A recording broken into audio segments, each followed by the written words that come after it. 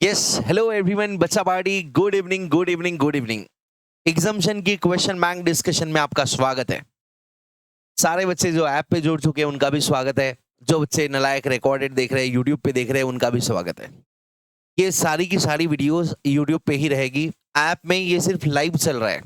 बाकी ये वीडियो आपको यूट्यूब के प्लेलिस्ट के सेक्शन में GST question bank and revision के प्लेलिस्ट में मिल जाएगी।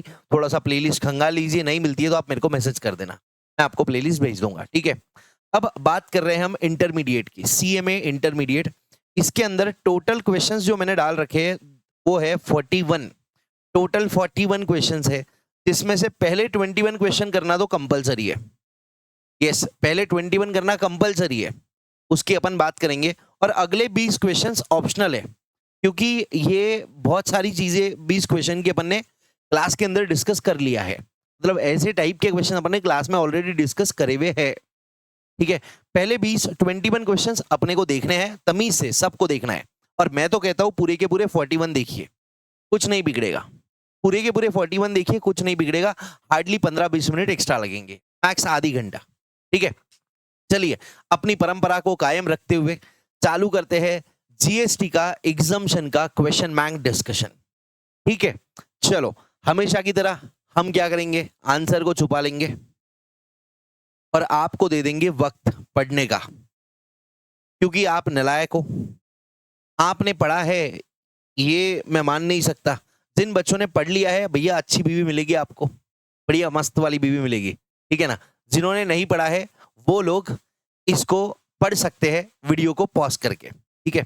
क्वेश्चन क्या कहता है, पब्लू ट्रांसपोर्टर, अब जीटीए, जीटीए है transported relief material. Relief material सोचा, अरे transportation of goods by GTA rail और वेसल, काय के लिए, विक्टिम्स के लिए, जो रिलीफ डिजास्टर में विक्टिम्स हुए हैं उनके लिए अगर रिलीफ मटेरियल लेके जा रहे हो, एग्जाम्शन है, बाकी कुछ नहीं देखना है। देखो, relief material, Kerala floods, natural disaster है, दिल्ली, कहां से ले जा रहा है कोई फर्क नहीं पड़ रहा है भैया, रिलीफ मटेरियल लेके जा रहा है तो भैया एग्जाम्ट है। ये क्या है, एग्जाम्ट है, बराबर। इसका आंसर किस तरीके से दिखेगा, ये देखो आंसर, ऐसा आंसर लिखना है इसका। देखिए इसको एक बार, ये डिजास्टर मैनमेड रहा नेचुरल रहा कोई फर्क नहीं पड़ता भाई, मैनमेड डिजास्टर हो नेचुरल डिजास्टर हो कोई फर्क नहीं पड़ता, एग्जाम्ट रहता है।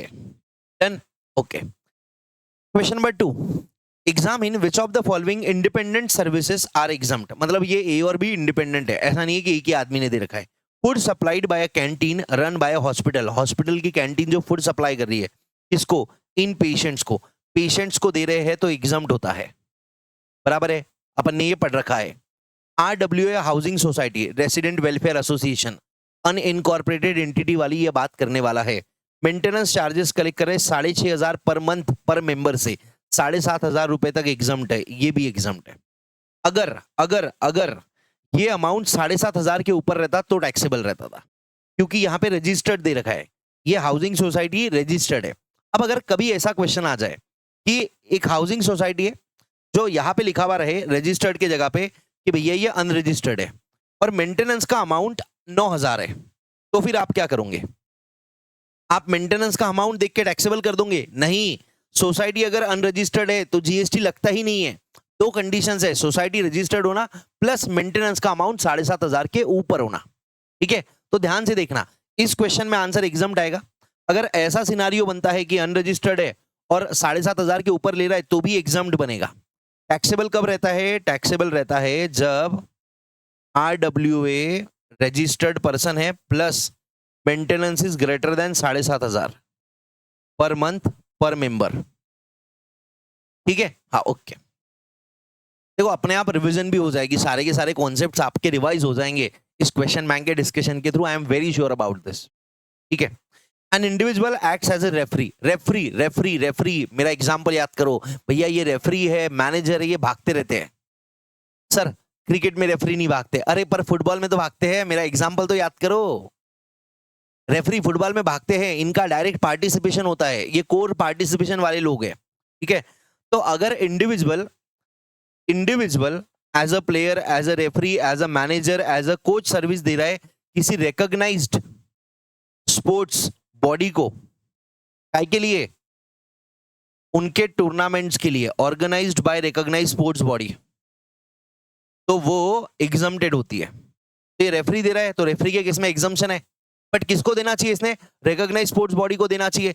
For the tournaments organised by the recognised sports body, यहाँ पे देखो क्या बोल रहा है, स्पोर्ट्स अथॉरिटी ऑफ इंडिया ने फुटबॉल मैच ऑर्गेनाइज करा है, उसको सर्विस दी है, तो भैया ये वाली पहली सर्विस तो एग्जम्प्ट है। बाद में क्या बोल रहा है, he also acted as a referee in another charity football match. Charity है, मैंने बोला था चैरिटी अच्छे काम कर रहे हो, पर रेफरी की सर्विस को एग्जम्पशन नहीं मिलेगा। Arranged by local sports club, local sports club कोई रिकॉग्नाइज्ड स्पोर्ट्स बॉडी है क्या? नहीं है, तो उस केस में, सेकंड केस में इट विल बी टैक्सेबल, है। हाँ, अब एक क्वेश्चन ऐसा आया था, मतलब आने वाला है, मैं आपको बस बता दे रहा हूं कि इंडिविजुअल सर्विस दे रहा है रिकॉग्नाइज्ड स्पोर्ट्स बॉडी को, ठीक है, ये ऐसा ही है, बट वहां पे है ना, रिकॉग्नाइज्ड स्पोर्ट्स बॉडी किसी और टूर्नामेंट में खेल रही है, रिकॉग्नाइज्ड स्पोर्ट्स बॉडी किसी और टूर्नामेंट में खेल रही है, वो उन्होंने खुद ने ऑर्गेनाइज नहीं करा है, किसी और टूर्नामेंट में वो पार्टिसिपेट कर रही है, तो उस केस में टैक्सेबल रहेगा, आएगा आगे। प्लस एक और बात याद रख लो, क्रिकेट के जो लवर्स है, जो बीसीसीआई है, it is not recognised sports body, recognised sports body नहीं है बीसीसीआई। जो रणजी फेडरेशन है वो है, स्पोर्ट फेडरेशन वो है, BCCI is not a recognised body, ठीक है। उसका भी क्वेश्चन आगे आएगा, इसका आंसर आपके स्क्रीन पे। पहले केस में, फर्स्ट केस एग्जम्प्ट, चैरिटी वाला टैक्सेबल, डन, ओके। अगला fourth, examine whether GST is exempted, पूछ रहा है जीएसटी एग्जम्प्टेड है कि नहीं है। Service provided by a private transport operator to scholar boys HSC by way of transportation of students. अब यहाँ पे स्कूल स्टूडेंट्स की बात नहीं चल रही है, ये जो बस वाला बस स्कूल को सर्विस दे रहा है, तो क्या एग्जम्प्ट रहेगी? अरे इसमें पहले में ही तो था, ट्रांसपोर्टेशन, स्कूल बस, दूसरा कैटरिंग, तीसरा हाउसकीपिंग, ये तीनों सर्विसेज स्कूल को एग्जम्प्ट है, तो ये एग्जम्प्ट रहेगा। अगर वहीं पे ये स्कूल के जगह कॉलेज को दिया होता ना, किसी जो डिग्री देते हैं इंडिया लॉ द्वारा रिकॉग्नाइज्ड, तो that would have been taxable, क्योंकि स्कूल बस कॉलेज वालों को एग्जम्प्ट नहीं है, ठीक है। 5 सर्विसेज थी, पहला था स्कूल बस, दूसरा था, बोलो बोलो, याद तो करो, पहला स्कूल बस, दूसरा कैटरिंग, तीसरा हाउसकीपिंग, चौथा एग्जामिनेशन, प्रिंटिंग पेपर वाली, पेपर्स प्रिंट करके देना स्कूल को, क्वेश्चन पेपर्स एग्जाम कंडक्ट करने के लिए, और पांचवा था सप्लाई ऑफ ऑनलाइन जर्नल्स। पहली 3 सर्विसेज सिर्फ स्कूल को माफ है, चौथी सर्विस एग्जाम वाली सबको माफ है, और 5वीं service supply of online journals and publications वो सिर्फ कॉलेज को माफ है, ठीक है, okay. Service by way of vehicle parking to general public in shopping mall, sir general public को दिया है, अरे पर पार्किंग की सर्विस दिया है, जीएसटी लगता, it is not exempt, parking की सर्विस इज नॉट एग्जम्प्ट।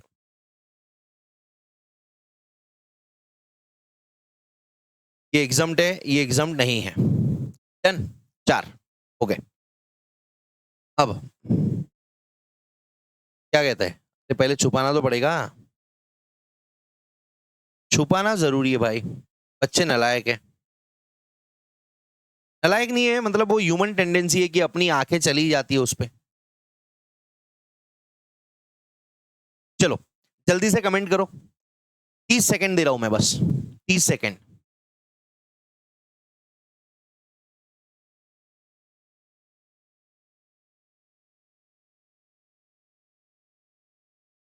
चलो टाइम्स अप, मतलब अभी आप पढ़ लो यार, इससे ज्यादा टाइम नहीं दे सकते, ठीक है, बच्चे परेशान हो जाते बेचारे। क्या बोल रहा है question, RXL private limited manufactures a beauty soap, अच्छी बात है, with a brand name forever young. अच्छा, ये फॉरएवर यंग वाला क्वेश्चन है। RXL private limited has organised a concert to promote its brand, brand promotion के लिए इन्होंने कॉन्सर्ट ऑर्गेनाइज करा है।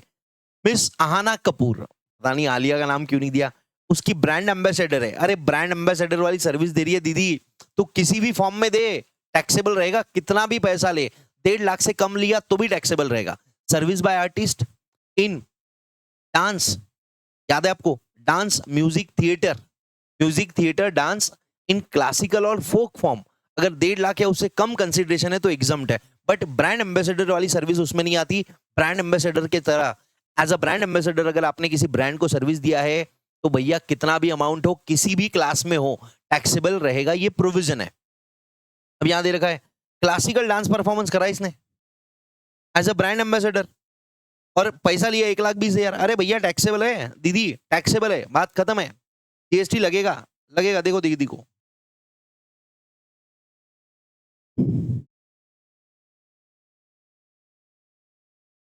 अच्छा, क्या बोलते हैं, लाइबल टू जीएसटी। अब उसके बाद में नीचे एक लाइन दे रखी है कि ये आया ना है ना, इसने चैरिटेबल ट्रस्ट को डोनेट कर दिया, इसने बोला इससे मेरे को जो पैसा मिलेगा वो मैं चैरिटेबल ट्रस्ट को डोनेट करूंगी। अरे भाई वो पैसे का तू क्या करती है वो तेरा मैटर है, that is application of money. हमको एप्लीकेशन ऑफ मनी से कोई लेना देना नहीं है, तूने सर्विस दिया उस पर जीएसटी लगेगा, खत्म है बात। तो इसका क्या कर रही है उससे कोई मतलब नहीं है, ठीक है। उसके बाद state transport undertaking, एसटीयू, ST bus Lalpari has hired motor vehicle to carry 8 or 10 passenger. Oh my God, याद करो मैंने आपको बोला था बस देना, बस बस देना from fast cab renting. Fast cab renting ने एसटीयू, स्टेट ट्रांसपोर्ट अंडरटेकिंग को 8-10 पैसेंजर कैरी करने के लिए मोटर व्हीकल रेंट पे दिया। क्या जीएसटी लगेगा? यस लगेगा। क्यों लगेगा? क्योंकि ये बस नहीं है, ये छोटी बस है, ये मिनी बस होंगी 8-10 लोग की। अपने को कैपेसिटी 12 से ज्यादा होना चाहिए, ठीक है, अपने को कैपेसिटी 12 से ज्यादा होना चाहिए। मैं बता देता हूं कहां पे।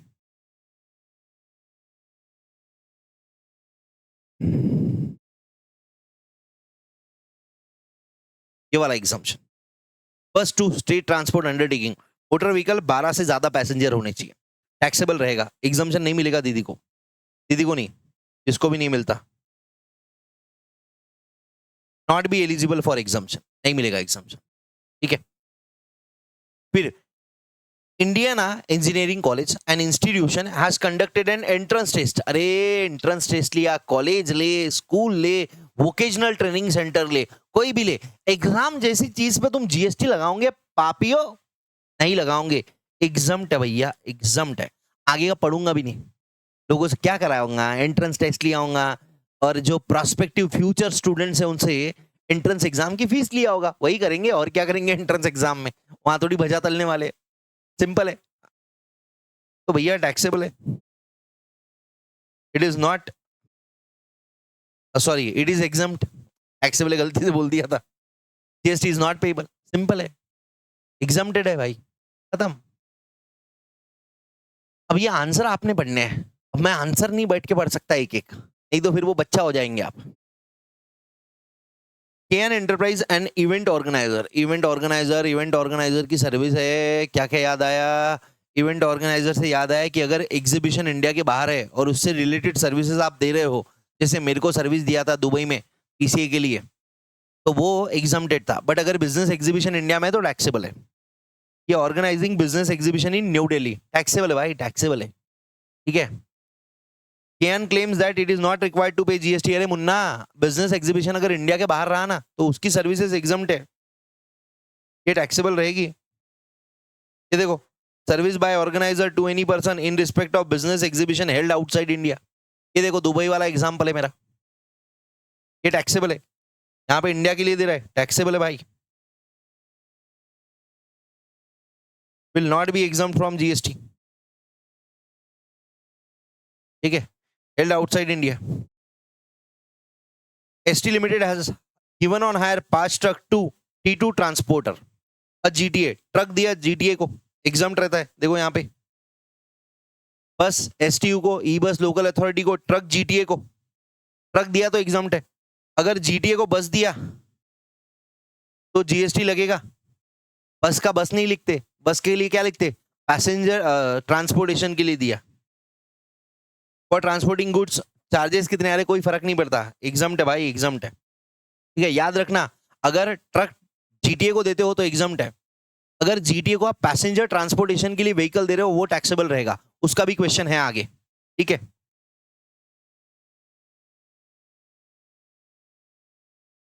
एग्जाम्प्ट है, डन। अब देखो,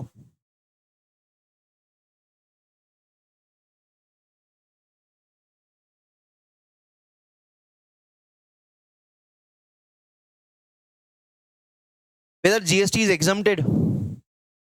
Taj, a tour operator provides services to a foreign tourist for a tour conducted. अरे यार, जम्मू कश्मीर, अगर फॉरेन टूरिस्ट को इंडिया के बाहर टूर कंडक्ट करने के लिए सर्विसेज दिया है तो माफ है, क्योंकि टूरिस्ट बाहर का, टूर इंडिया के बाहर का, टूर ऑपरेटर की सर्विस एग्जम्प्टेड है। बट ये केस में सर्विसेज दे रखी है इंडिया के अंदर का टूर, इंडिया के अंदर का टूर है तो भैया जीएसटी लगेगा, टैक्सेबल आ गया। ठीक है, ओके।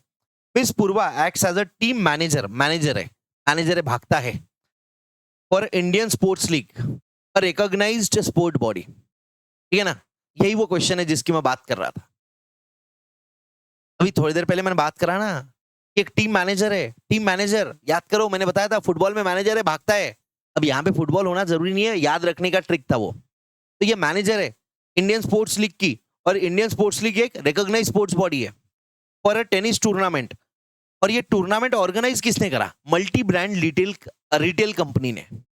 अब यहाँ पे मैनेजर सर्विस तो दे रहा है रिकॉग्नाइज स्पोर्ट्स बॉडी को, बट ये जो टूर्नामेंट है ना, for event by recognise sports body ही रहना चाहिए, तभी जाके एग्जम्प्ट रहता है। एग्जम्प्ट कब रहता है?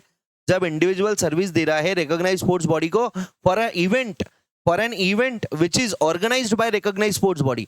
यहां पे मैनेजर ने सर्विस दिया है रिकॉग्नाइज स्पोर्ट्स बॉडी को, काय के लिए? For participation in other than R S B. Recognise sports body द्वारा ये इवेंट ऑर्गेनाइज नहीं है। This tennis tournament is organised by multi brand retail company. ये क्या कोई रिकॉग्नाइज स्पोर्ट्स बॉडी है? नहीं, इसलिए ये टैक्सेबल रहेगा। यही बता रहा था मैं आपको।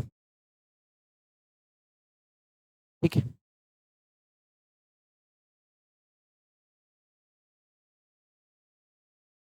टैक्सेबल आंसर पढ़ लीजिए एक बार आप। ठीक है, आंसर आप एक बार पॉज करके पढ़ लीजिए बढ़िया से, शिद्दत से।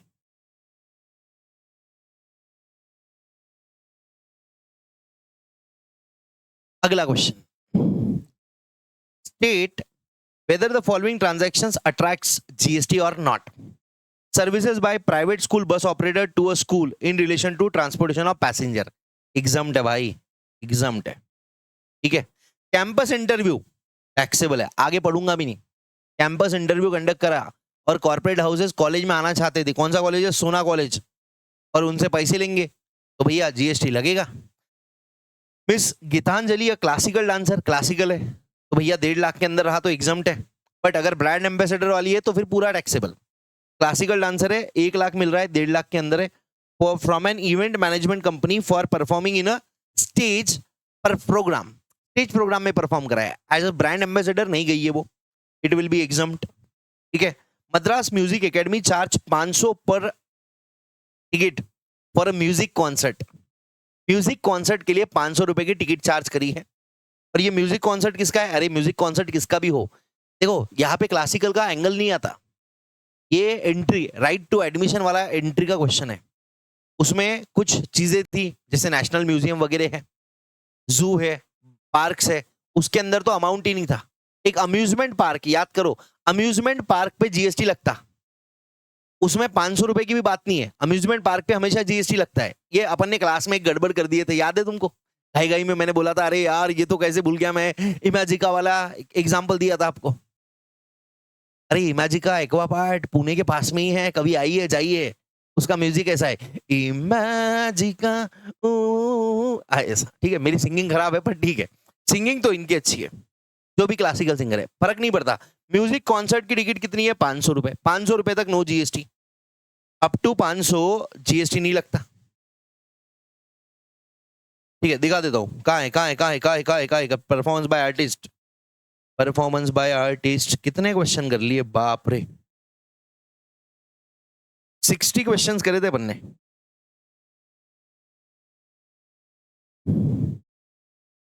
ये वाली रिकॉग्नाइज स्पोर्ट्स बॉडी वाली, for participation in sporting event. हाँ देखो, ये museum, national park, sanctuary, tiger reserve, zoo, protected monument, इसमें कोई टिकट की लिमिट नहीं है, टिकट 1.5 करोड़ रुपए रही म्यूजियम जाने की तो भी एग्जाम्प्ट है। राइट टू एडमिशन यहाँ 500 रुपए की लिमिट है। Circus, dance, theatrical performance, award function, concert, pageant, musical performance और any other event, recognise sporting event और प्लानिटोरियम। इसकी पिक्चर दिखाई थी मैंने, लोग ऊपर देख रहे हैं आसमान में, याद है तुमको? तो भैया यहाँ पे 500 रुपए, नो जीएसटी। 1000 रुपए की टिकट लिया music concert of another classical singer, 1000 रुपए वाली पे जीएसटी लगेगा। डन है।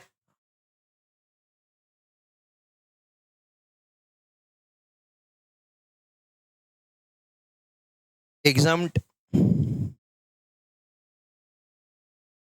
टैक्सेबल, एग्जाम्ड, एग्जाम्ड और 1000 रुपए वाली टैक्सेबल।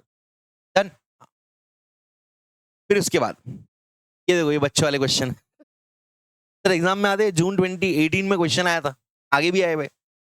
अ परफॉर्मिंग आर्टिस्ट, इस मंथ में इसने इतने कार्यक्रम करे हैं, क्लासिकल डांस परफॉर्म करा है 149 का, एग्जाम्ड है, इस पे जीएसटी नहीं है। टीवी सीरीज में एक्टिंग करी है, अरे भैया कितना भी पैसा ले टैक्सेबल है। ब्रांड एम्बेसडर टैक्सेबल है, अमाउंट देखूंगा भी नहीं। Coaching, coaching in recreational activity related to art, training और coaching in recreational activities related to sports, art, culture, exempt है। आर्ट और कल्चर में इंडिविजुअल दे रहा है, स्पोर्ट्स में चैरिटेबल ट्रस्ट दे रही है, तब एग्जाम्ड है। ये 2 लाख रुपए, ये एग्जाम्ड है भाई। यही तो गेम खेला था मैंने तुम्हारे साथ।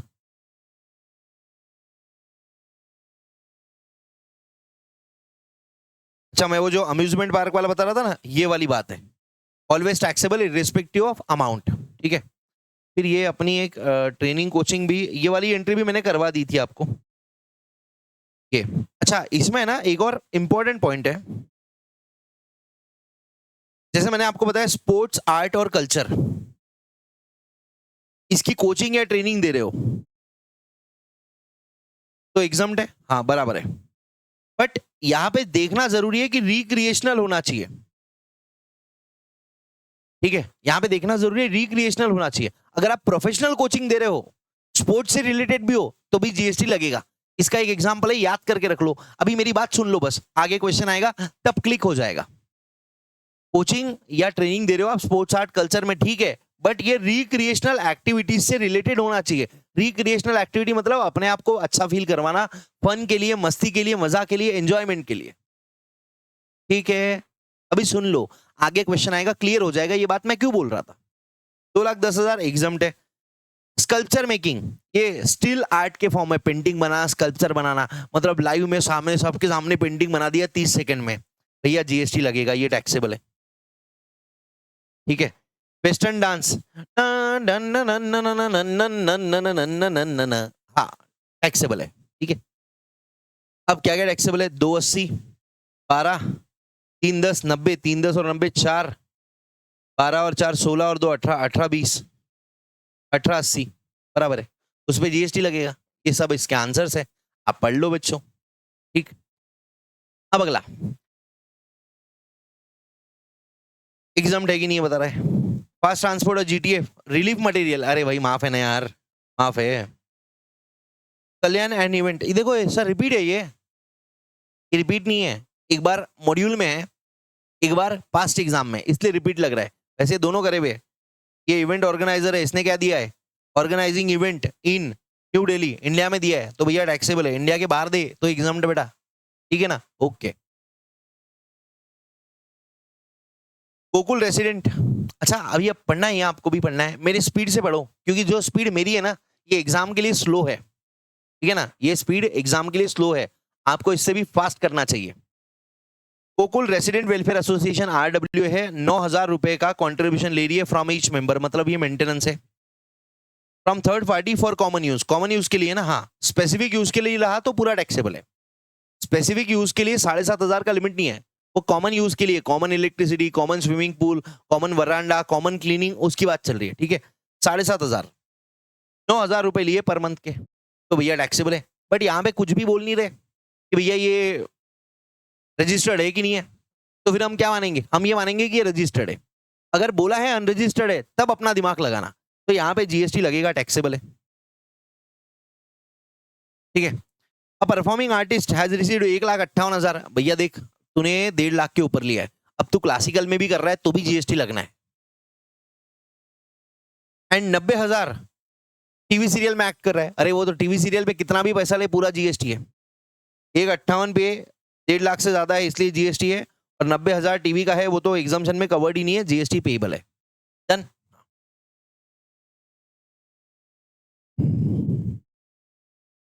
देखो पढ़ लो इसको, ठीक है। अब अगला क्वेश्चन, अब ये क्वेश्चन देखो कब आया था, जून 19 में आया था 8 मार्क के लिए। पहली बात बता दूं मैं आपको कि सीएमए फाइनल में ही, सीएमए फाइनल सीए फाइनल में ही गुड्स का एग्जाम्शन कवर्ड है। सीए इंटर, सीएमए इंटर में दे रखा है मॉड्यूल में, बट उसमें लिखा है क्वेश्चन नहीं आता यार इस पे। सर फिर ये जून 19 में क्यों आया था, सीएमए इंटर का ही तो है, और इसी टाइप का क्वेश्चन सिमिलर टाइप का फाइनल में भी आ गया है, ठीक है। फाइनल का तो जस्टिफाइड है, इंटर में क्यों आया था ये तो बता मास्टर। अरे बेटा इंटर में जब जून 19 था ना, तब आईडीटी 100 मार्क का और डीटी 100 मार्क का होता था। हाँ, तो वहां पे सिलेबस ज्यादा था, गुड्स के एग्जाम्शन कवर्ड थे। अभी गुड्स के एग्जाम्शन कवर्ड नहीं है, एज ऑन द डेट की बात कर रहा हूं मैं, अभी गुड्स के एग्जाम्शन कवर्ड नहीं है, ठीक है। हाँ, अब मैंने क्यों डाला ये क्वेश्चन, ये भी सवाल आएगा कि सर आपने क्यों डाला, फिर जब है ही नहीं एग्जाम्शन कवर्ड तो आपने डाला क्यों, आप पगला गए हो क्या। अरे नहीं नहीं, मैं पगलाया नहीं हूं, देखो समझो बात को। यहां पे है ना, एक मिनट ना, हाँ, तो ये डालने का पर्पज ये है क्योंकि ये जो थर्ड और फोर्थ है ना, यहाँ पे कमीशन रिसीव्ड है और ये सर्विस के लिए है, तो मेरे को मजा आया इसमें, इसलिए मैंने ये डाल रखा है। आप चाहो तो इसको इग्नोर कर सकते हो, बस एक बार समझ लो ना, 2 मिनट लगेंगे। सेल ऑफ राइस अनब्रांडेड है, वैसे अभी अनब्रांडेड चलता नहीं है, अभी प्री पैकेज चलता है। ऑन ओन अकाउंट, खुद से बेचा है, तो राइस अनब्रांडेड राइस है, अनब्रांडेड राइस है तो जीएसटी एग्जम्प्ट रहेगा, ठीक है। सेल ऑफ ब्रांडेड राइस ये टैक्सेबल रहेगा, खुद से भी चल रहे हैं तो भी कोई दिक्कत नहीं है, ब्रांड नेम लग गया टैक्सेबल हो गया, प्री पैकेज के डेफिनेशन में अभी भी आता है ये। कमीशन रिसीव्ड, अगर आपने बचपन में सर्विसेज पे ध्यान रखा होगा एग्रीकल्चर वाली, 4 पेज नंबर 4 पे आ जाता,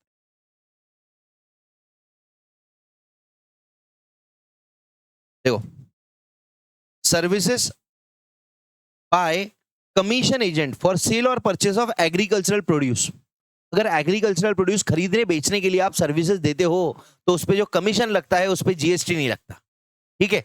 अब यहां आ जाओ, commission received for dealing in unbranded rice, unbranded rice है, अब अनब्रांडेड राइस पे जीएसटी नहीं लगता, बट उसके कमीशन पे जीएसटी लग सकता है, क्योंकि rice is not an agricultural produce. बचपन में पढ़ाया था मैंने आपको, paddy is an agricultural produce, तो राइस बेचने के लिए जो कमीशन मिल रहा है उस पे जीएसटी लगता है, चाहे वो ब्रांडेड हो चाहे वो अनब्रांडेड हो, क्योंकि अपन यहाँ पे गुड्स बेचने की बात नहीं कर रहे, हम यहाँ बात कर रहे हैं कमीशन एजेंट की सर्विसेज से रिलेटेड।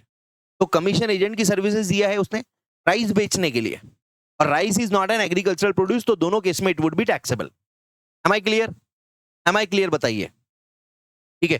फिर commission received for dealing in tobacco leaves, tobacco leaves agricultural produce होते हैं, टोबैको लीव्स एग्रीकल्चरल प्रोड्यूस होते हैं, रॉ टोबैको लीव्स लिखा है यहाँ पे, तो ये एग्जम्प्टेड है क्योंकि एग्रीकल्चरल प्रोड्यूस बेचने के लिए आप फार्मर को सर्विस दे रहे हो। सर पर एग्रीकल्चरल प्रोड्यूस से तो टोबैको से तंबाकू निकलता है, अरे वो छोड़ दो तुम, वो एग्रीकल्चरल प्रोड्यूस है। सेल ऑफ एग्स, एग्स पे जीएसटी नहीं है, एग्जम्प्ट। ड्राइड कोकोनट पे जीएसटी नहीं है, और डेसिकेटेड कोकोनट पे जीएसटी है, ठीक है। डेसिकेटेड कोकोनट पे जीएसटी है, इसको प्रोसेस्ड कोकोनट भी कहते हैं, ठीक है ना। आपको देखना है, आप गूगल करके देख लेना। ड्राइड कोकोनट मतलब जो खोबरा बोलते हैं ना अपन, खोबरा वो खुला वाला रहता है, वो वाला, जिसको मारवाड़ी में हमारे इसमें चिटक बोलते हैं, पता नहीं क्यों बोलते हैं, तो चिटक बोलते हैं। तो ये ड्राइड कोकोनट पे कोई फर्दर प्रोसेसिंग नहीं होती है, ये अगेन एग्रीकल्चरल प्रोड्यूस है, एग्जम्प्ट है इसको बेचना। बट जो डेसिकेटेड कोकोनट्स है, जिसको मतलब कोकोनट पाउडर में प्रोसेसिंग करके उसके बाद में जो पाउडर निकाला जाता है, उसकी बात कर रही है, मतलब जो खोबरा कीस बोलते हैं उसको, वो उस टाइप का बात है, तो ये टैक्सेबल है। डन। तो ये पहला exempt taxable, taxable E T D T E E E, exempt taxable taxable taxable, exempt exempt exempt, और ये टैक्सेबल। इसके आंसर्स दे रखे हैं यहाँ पे, आप चाहो तो इसको पढ़ सकते हो, ठीक है। ओके, ये चीज ध्यान में रखना कि भैया कमीशन जो मिल रहा है, अगर आप एग्रीकल्चरल प्रोड्यूस को बेच रहे हो, अपन ने क्वेश्चन भी तो करा था यार,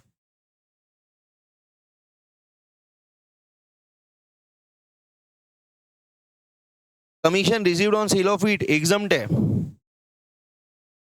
बट वही है, यही मैंने आपको बताया था कि भैया अगर यही आप राइस बेचते हो तो ये देखो, sale of tea on agricultural basis taxable है। क्यों? क्योंकि टी एग्रीकल्चरल प्रोड्यूस नहीं है, टी लीव्स एग्रीकल्चरल प्रोड्यूस है। याद है तुमको? याद है तुमको? क्या तुम्हें याद है? बोलो। हाँ हमें याद है। अरे बोलो बोलो। अगला, ये बच्चों वाली चीजें यार। अच्छा, बीज वगैरह के क्वेश्चन नहीं मिलेंगे क्योंकि कोविड के वक्त एक बार एग्जाम पोस्टपोन हो गई थी। कभी कभी दो मिल जाएंगे, दिसंबर में भी और जनवरी में भी। उस बार दो एग्जाम्स हुई थी, इस टाइप का है, ठीक है। तो जो भी सब हुआ है रेलेवेंट है, मैंने पूरा का पूरा आपके सिलेबस का यहाँ पे डाल दिया है। आप उसका दिमाग में टेंशन मत लो, सब कुछ you are almost safe with me, almost 99.99999% अच्छा हुआ वो आपके हाथ में। ग्रीन एग्रो सर्विसेज ये एक्टिविटीज कर रहे हैं। Rearing of sheep, rearing of animals में आता है, नहीं लगेगा। Artificial insemination of animals exempted है, बट घोड़े का छोड़ के, घोड़े के केस में टैक्सेबल है, जहां भी घोड़ा है टैक्सेबल है भाई। Processing of sugar cane into jaggery, sugar cane को जैगरी में, मतलब गन्ने को गुड़ बना रहे हो, गन्ने का गुड़ बना रहे हो आप, तो भैया यहाँ पे एसेंशियल कैरेक्टरिस्टिक्स चेंज हो रही है, ये प्रोसेस पे जीएसटी लगेगा, टैक्सेबल है। ये एग्जम्प्ट है, ये टैक्सेबल है, ये टैक्सेबल है। Milling of paddy into rice, essential characteristics change हो रही है, टैक्सेबल है। Fumigation in the warehousing of agricultural, fumigation moisture से बचाने के लिए ये प्रोसेस करी जाती है। अगर फ्यूमिगेशन खेतों में कैरी आउट होता है तो वो एग्जम्प्ट है। पहले फ्यूमिगेशन वेयर हाउस में कैरी होता था एग्रीकल्चरल प्रोड्यूस का, वो भी एग्जम्प्ट होता था, बट अब इसको टैक्सेबल कर दिया गया है, ये अमेंडमेंट है, तो अभी इट इज टैक्सेबल, ठीक है। Exempt, taxable, taxable, taxable, taxable, ठीक है, बराबर सब कुछ है। ओके, अब अगर आप ये जनवरी 21 का अगर सॉल्यूशन देखोगे ना सजेस्टेड, तो वहां पे ये एग्जम्प्ट मिलेगा। क्यों? क्योंकि उस टाइम पे एग्जम्प्ट था, अब टैक्सेबल हो गया है भाई, अब टैक्सेबल हुआ है। और ये मैंने आपको क्लास में बताया भी था कि भैया अब ये एग्जम्प्ट नहीं है, एग्जम्पशन विड्रॉन है, उसको ओमिट कर दिया गया है एंट्री को, ठीक है। तो अभी टैक्सेबल है, याद रखना। ऑल अबाउट इसी सार एक्सक्लूसिव ऑफ जीएसटी, मतलब ये अमाउंट एक्सक्लूसिव है, इसके ऊपर जीएसटी लगेगा। तो ये कितना अमाउंट है? 19,50,000, इस पर 18% का जीएसटी लगेगा। कोई ओपनिंग आईटीसी नहीं है, पूरा पे करना है। वैल्यू ऑफ सप्लाई बताओ, बोले फरवरी के लिए, तो बताया ना भैया 19,50,000 है। जीएसटी मांगते तो जीएसटी भी दे देते। ओके, अब this question is important, this is good question.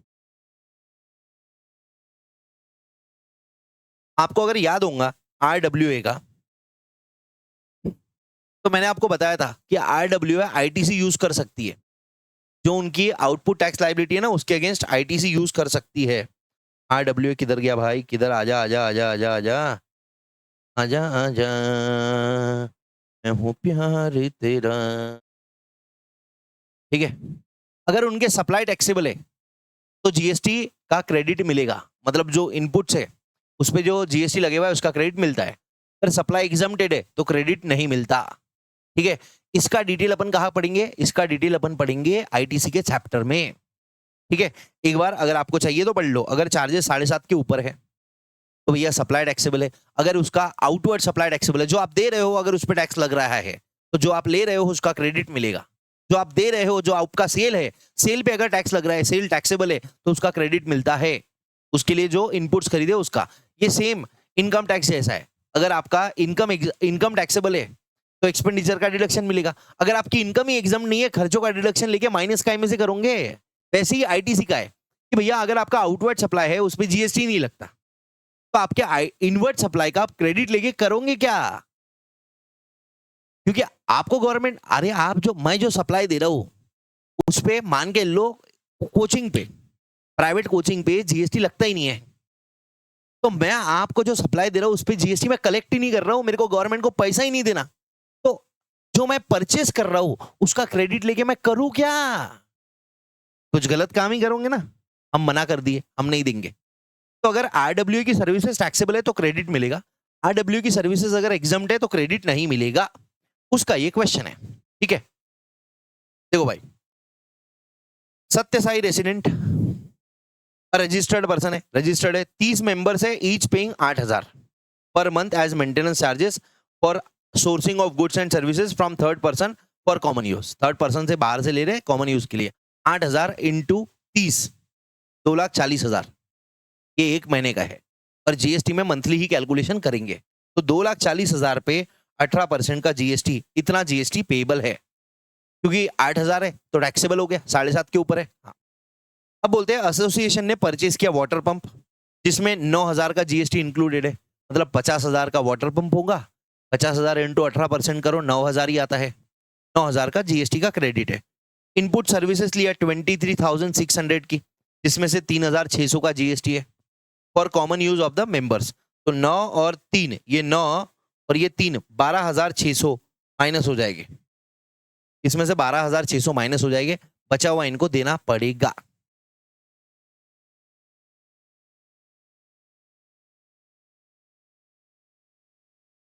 क्या बोल रही है? ओ हो, क्यों नहीं कराए?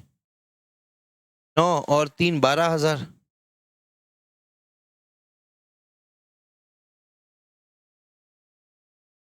9 और 3, 12,600। अच्छा, ये करा है ना यहाँ पे, मैं कंफ्यूज, मैं डर गया, मैं बोला भाई क्या हो गया है, क्या लफड़ा कर दिया आंसर में, पहली गलत दे डालते।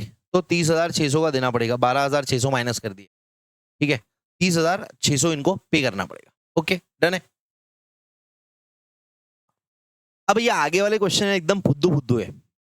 अभी आपको समझ में आ गया होगा क्वेश्चन का लेवल क्या है। तो अभी है ना सारे के सारे क्वेश्चन, अच्छा 18, 19, 20, 21 4 क्वेश्चन मैं निपटा देता हूँ। नहीं तो एक काम करो, आप पहले नहीं ये क्वेश्चन करो, इनका सबका आंसर अपन छुपा देते हैं,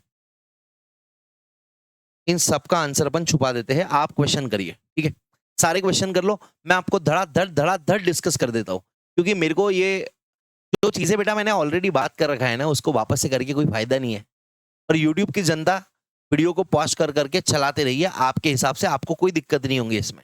ठीक है, बस आपको एक काम करना है, लाइक कर देना है और शेयर कर देना है। सीए, सीएमए, सीएस, जो भी बच्चा जिधर भी एग्जामिनेशन पढ़ रहा है ना, उसके तक शेयर कर दो। मैंने पूरा कंपाइल करके रख दिया है यहाँ पे। ठीक है, सारी जनता प्लीज क्वेश्चन को सॉल्व कर लीजिए, 15 मिनट ले लीजिए, क्वेश्चन को सॉल्व कर लो।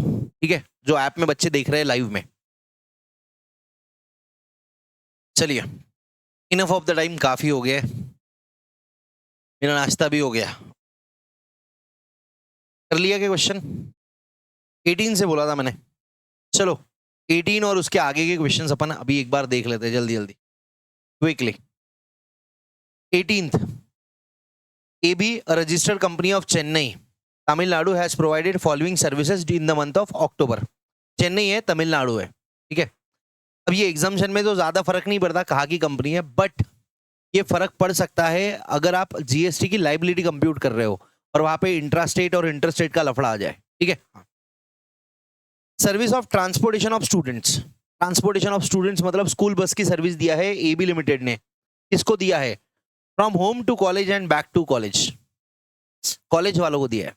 कॉलेज वालों को अगर ट्रांसपोर्टेशन की सर्विस दे रहे तो टैक्सेबल है भैया। स्कूल वालों को एग्जाम्प्ट है, कॉलेज वालों को टैक्सेबल है।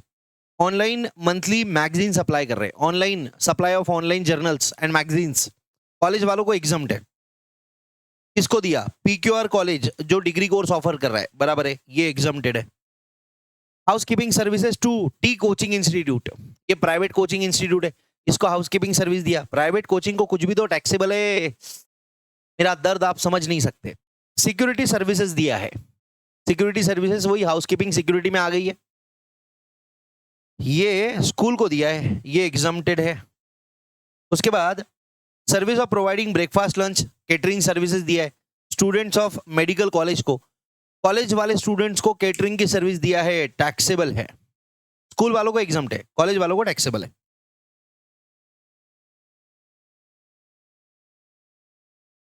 Taxable, exempt, taxable, exam, taxable, total 8,80,000 का वैल्यू रहेगा। ठीक है, आपको बस टैक्सेबल सप्लाई की वैल्यू पूछी है, वो तो आपने बता दिया। ठीक है, अगला question, whether GST would be applicable in the following independent case. ये सारी केसेस इंडिपेंडेंट है, ठीक है ना, ABCDEF ये अलग अलग है। अब सर ये ऐसा ही क्वेश्चन आएगा कि यार इसमें से 4 आ सकते, इसमें से 5 आ सकते, कुछ भी आ सकता है, ठीक है। A cost accountant makes payment of LLP registration. देखो पढ़ो ध्यान से, LLP रजिस्ट्रेशन फीस का पेमेंट कर दिया उसने क्लाइंट के बिहाफ पे, ठीक है। फिर बाद में 4,000 रुपए ये चार्ज करे अलोंग विथ अपनी फीस 12,000। मतलब क्या है, देखो एक क्लाइंट आया इसके पास, कॉस्ट अकाउंटेंट के पास, कि भैया मेरे को LLP का रजिस्ट्रेशन करके दे दे, ठीक है। अब इसने बोला ठीक है हो जाएगा। अब 4,000 की जो LLP रजिस्ट्रेशन फीस है, ये जो गवर्नमेंट को देनी पड़ती है, ये उसने भर दिया अपने जेब से और बाद में क्लाइंट से रीएम्बर्स कर लिया। ये 4,000 के लिए वो कौन है, ये 4,000 के लिए वो प्योर एजेंट है। क्लाइंट से 4 के 4 ही वापस लिया है, ये 12,000 पे GST लगेगा, 4,000 पे GST नहीं लगता। यहाँ पे वो प्योर एजेंट की सर्विसेज दे रहा है, और अगर प्योर एजेंट की सर्विसेज देते हो तो उस पर GST एग्जम्प्टेड है, ठीक। Second, company supplies free samples to doctor, free samples consideration है ही नहीं और GST लग ही नहीं सकता। But sir section 7(1)(c) check करना पड़ेगा, क्या फार्मास्यूटिकल कंपनी और डॉक्टर के बीच में 7(1)(c) का कोई भी चीज है? अगर फार्मास्यूटिकल कंपनी ने इस पे ITC लिया होगा तो permanent transfer of business asset हो जाएगा, तो ये ITC उनको रिवर्स करना पड़ेगा, सप्लाई माना जाएगा, ठीक है।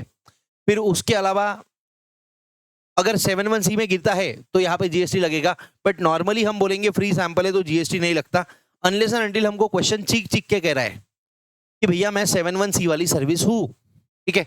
इस पे अपन ने क्वेश्चन देख रखा है, इस पे अपन ने क्लास में कर भी रखा है क्वेश्चन को, ठीक है, कि भैया फ्री सैंपल है तो नो GST क्योंकि कंसिडरेशन इज मिसिंग है। बट आपको लिखना पड़ेगा कि however if the given supply falls under the category of section 7(1)(c) it can be treated as या it may be treated as supply even if it is done without consideration। आपको ये लिखना पड़ेगा, ठीक है। हाँ, फिर विजयन टेम्पल चैरिटेबल ट्रस्ट है, ये कम्युनिटी हॉल को रेंट पे दे रहे, अगर 10,000 से कम का रेंट है तो टैक्सेबल नहीं है, 9,999 तक एग्जम्प्टेड है,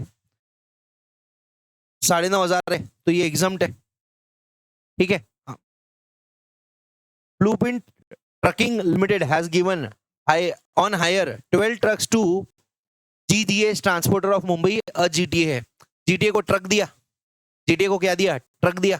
अब ट्रक की कैपेसिटी कितनी है पता नहीं है, बट ऐसा भी तो नहीं बताया हुआ है कि सॉरी मैं बस की कैपेसिटी पे ले लिया था, ट्रक दिया है, ट्रक की कोई कैपेसिटी नहीं रहेगी पैसेंजर की, तो भैया ये तो एग्जम्प्ट ही है, ट्रक दिया है GTA वालों को। इंडिविजुअल सेकेंड हैंड कार खरीदता है और बाद में बेच देता है, तो भैया इस पे तो नो GST, इस पे GST लगता ही नहीं है क्योंकि ये बिजनेस ट्रांजैक्शन नहीं है उसके लिए। Provision of services by club association और सोसाइटी टू इट्स मेंबर, ये 7(1)(a) के तहत टैक्सेबल है। अब यहाँ पे जनरली आपको यही आंसर लिखना पड़ेगा, क्योंकि अगर कोई एसोसिएशन है जैसे RWA है, अपने मेंबर्स को दे रही है, तो वहां पे 7,500 रुपए तक का एग्जम्पशन है, बट वो केस अलग है, वो केस अलग है। यहाँ पे नॉर्मली पूछा है कि अगर सर्विस या गुड्स अपना क्लब सप्लाई कर रहा है अपने मेंबर्स को, तो क्या उस पर GST लग सकता है? तो हाँ, 7(1)(a) बोलता है कि इनके बीच में, ये इस पे अपन ने बहुत सारी बात करी है कि इनके बीच में वैसे तो प्रिंसिपल ऑफ म्यूचुअलिटी रहता है, बट 7(1)(a) बोलता है GST के लिए हम प्रिंसिपल ऑफ म्यूचुअलिटी नहीं देखेंगे। याद करो बातें मेरी, ठीक है। तो लगेगा भैया रेंटिंग 10,000 से कम है, एग्जम्प्ट है, बराबर है, ये भी एग्जम्प्ट है, बराबर है, नो GST पेबल बराबर है, यहाँ पे GST पेबल 7(1)(a) बराबर है। फ्री सैंपल वाले का भी बोला है नॉट कंसिडर्ड एज सप्लाई, ठीक है, डन। फिर 20, अब ये क्वेश्चन देख के ना मेरे को अजीब सा लग रहा था, सिद्धि देखो क्वेश्चन आपको भी समझ में आएगा क्यों अजीब सा लग रहा था। Registered supplier of Rajasthan, he has received the following amounts in respect of the activity undertaken by him। यहाँ पे अमाउंट रिसीव हुआ है, मतलब यहाँ पे इसको सर्विस मिल रही है, तो GST लगता कि नहीं लगता? अरे ये आदमी को सर्विस मिल रही है, पर जो आदमी सर्विस दे रहा है सप्लायर, वो इसको GST लगा के देगा, तो हमको समझ में आ जाएगा लग रहा है कि नहीं लग रहा है। Service received for service, sorry amount received for service to Indian Olympic Association, समझे आपको क्या क्या बोल रहे हैं? यहाँ पे बोल रहे हैं कि भैया उसने सर्विस, अच्छा sorry, he has received the following amounts, मतलब ये सप्लायर है, ये सप्लायर है। हाँ, अब ये देखो सप्लायर में क्या क्या है, एक ये टीम मैनेजर ओलंपिक्स को सर्विस दे रहा है, फिर ये वेयर हाउसिंग ऑफ राइस भी कर रहा है, फिर ये लेबर कॉन्ट्रैक्ट भी कर रहा है घर बनाने के लिए। तो एक आदमी इतना मल्टीपल टैलेंट कैसे हो सकता है? अब है क्वेश्चन है, हाइपोथेटिकल है, आपको बस बताना है जीएसटी लगेगा कि नहीं लगेगा, आप ज्यादा दिमाग मत लगाओ। अगर मैनेजर की सर्विस दिया है और वो भी इंडियन ओलंपिक एसोसिएशन को, तो ये ऑब्वियसली रिकॉग्नाइज स्पोर्ट्स बॉडी ही है और मैनेजर की सर्विस दिया है। अब ये सर्विस जो मैनेजर की दे रहा है टीम को, तो ये टीम कौन से इसमें परफॉर्म कर रही है? क्योंकि रिकॉग्नाइज स्पोर्ट्स बॉडी का ही टूर्नामेंट होना चाहिए। अब यहाँ पे कुछ बोला ही नहीं है, तो हम बस ध्यान में रखेंगे इंडिविजुअल ने रिकॉग्नाइज स्पोर्ट्स बॉडी को दिया टूर्नामेंट। अगर कुछ नहीं बोला है तो यही मानेंगे रिकॉग्नाइज स्पोर्ट्स बॉडी का ही होगा। तो ये तो एग्जम्प्टेड है भैया। Warehousing of rice exempted है, राइस एग्रीकल्चरल प्रोड्यूस नहीं है, but loading unloading storage warehousing of rice की एक अलग से एंट्री है, इसलिए एग्जम्प्टेड है। तीसरा, amount received by way of labour contract, pure labour contract for repairing a single residential unit. Single residential unit मतलब अपना होम, होम स्वीट होम, मैंने बताया था क्लास में। अगर होम स्वीट होम के लिए आप लेबर कॉन्ट्रैक्ट ले रहे हो फॉर ओरिजिनल वर्क्स तो एग्जम्प्टेड है। यहां पे काय के लिए लिया है मुन्ना? यहां लिया है रिपेयरिंग के लिए। अगर कंस्ट्रक्शन के लिए ले रहे हो तो एग्जम्प्ट है, रिपेयरिंग के लिए लिया है तो ये टैक्सेबल हो जाएगा। ये मैंने आपको क्लास में भी बताया था। Answer would be exempt, exempt, taxable, बराबर है। Original work is repairing, sorry original work is exempt, repairing is not exempt. Done. हाँ, 21 नंबर की क्वेश्चन, आंसर मत देखना, मैं भी छुपा नहीं रहा हूं। फ्री हेल्थ केयर सर्विस दिया किसने? चैरिटेबल ट्रस्ट ने। अब चैरिटेबल ट्रस्ट नहीं, छुपा ही देता हूं। Charitable trust health care service दे रही है क्या? चैरिटेबल ट्रस्ट के चैरिटेबल एक्टिविटी में आता है, चैरिटेबल एक्टिविटी में हीर आता है। हीर में पहला एच है हेल्थ, हेल्थ में है पब्लिक हेल्थ, और दूसरा है care and counselling. Public health of terminally ill और डिसेबल्ड पीपल। तो अगर एंड उनका केयर एंड काउंसलिंग, यहां पे देखो क्या कर रहे हैं, फ्री हेल्थ केयर सर्विसेज दे रहे हैं टू टर्मिनली इल पीपल, ठीक है। और इस पे इन्होंने 50 लाख का खर्चा किया है। अब मैं आपको समझाता हूं चीजें क्या होती है, टेक्निकलिटीज क्या होती है, ठीक है। पानी पीने दो।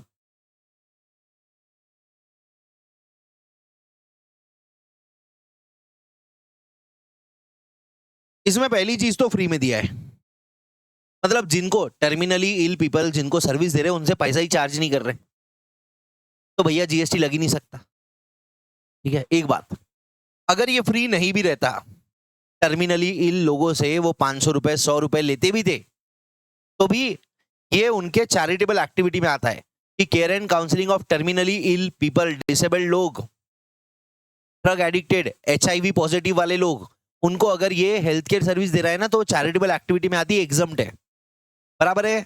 अगर चैरिटेबल ट्रस्ट नॉर्मल कोई हॉस्पिटल चलाता है तो वो हॉस्पिटल की एंट्री के वजह से एग्जम्प्ट है, ठीक है ना। हाँ, तो यहाँ तो ये एग्जम्प्ट ही है, और यहाँ तो दिख के आ रहा है भैया फ्री में दिया है, पैसा ही नहीं लिया है, तो फ्री में दिया है, कंसिडरेशन ही इन्वॉल्व नहीं है, कंसिडरेशन होना है ही नहीं, बात खत्म, जीएसटी माफ है, ठीक है।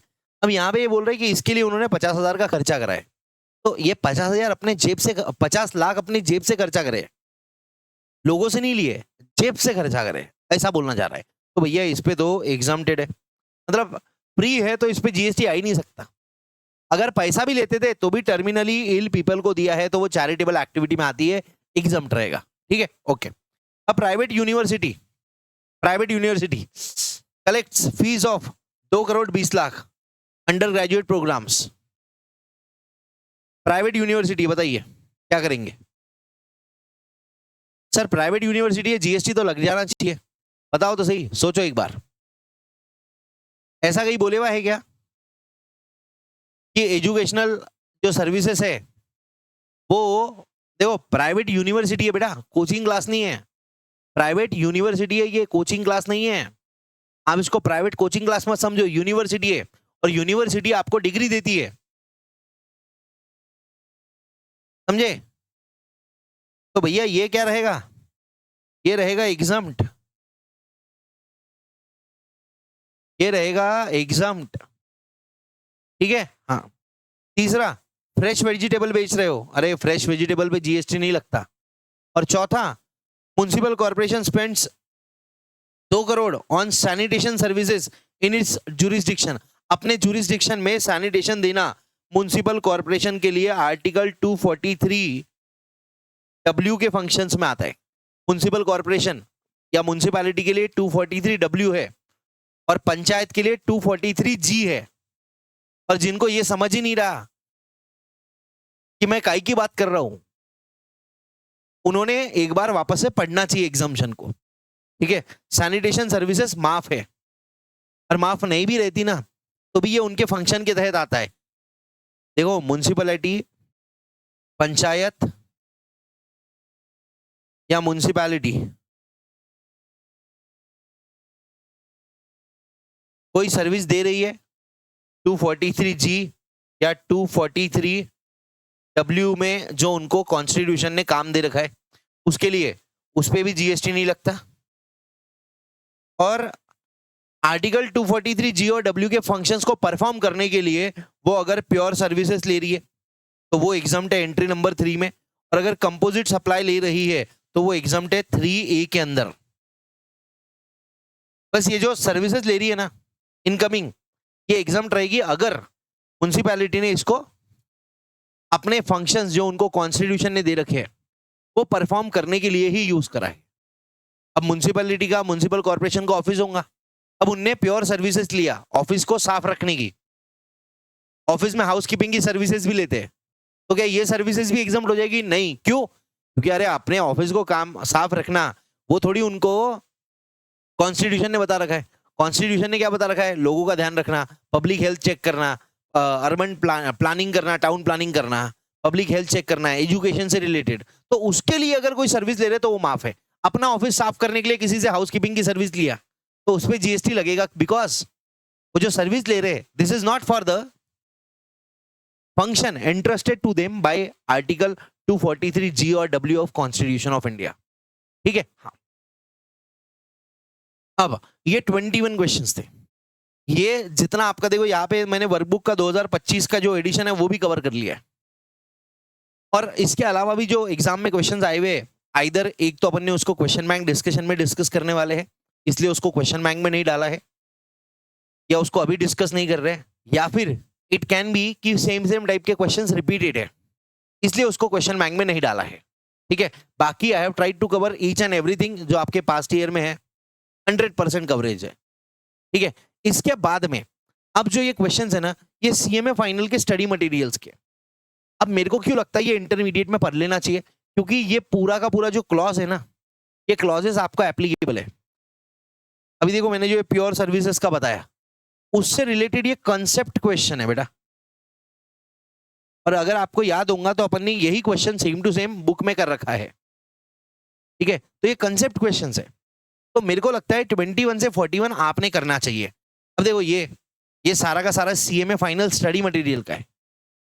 ठीक है, एक क्वेश्चन सेम टू सेम इसमें सीए फाइनल के स्टडी मटेरियल में भी है, बट ये गवर्नमेंट की सर्विसेज है और वो तो आपने पढ़ रखी है, तो उसको क्लियर करने के लिए ये जरूरी है। ठीक है, तो मेरे हिसाब से ये एप्लीकेबल है सीएमए इंटर, सीएमए फाइनल दोनों बच्चों के लिए, तो देखना चाहिए। आपकी मर्जी, आपको नहीं देखना है मत देखो, बट मेरे को लगता है कंसेप्चुअल अंडरस्टैंडिंग के लिए आपने इसको देखना चाहिए। ठीक है, तो अभी आगे के क्वेश्चन आप करेंगे। क्वेश्चन बस पढ़ो, सिर्फ क्वेश्चन पढ़ो।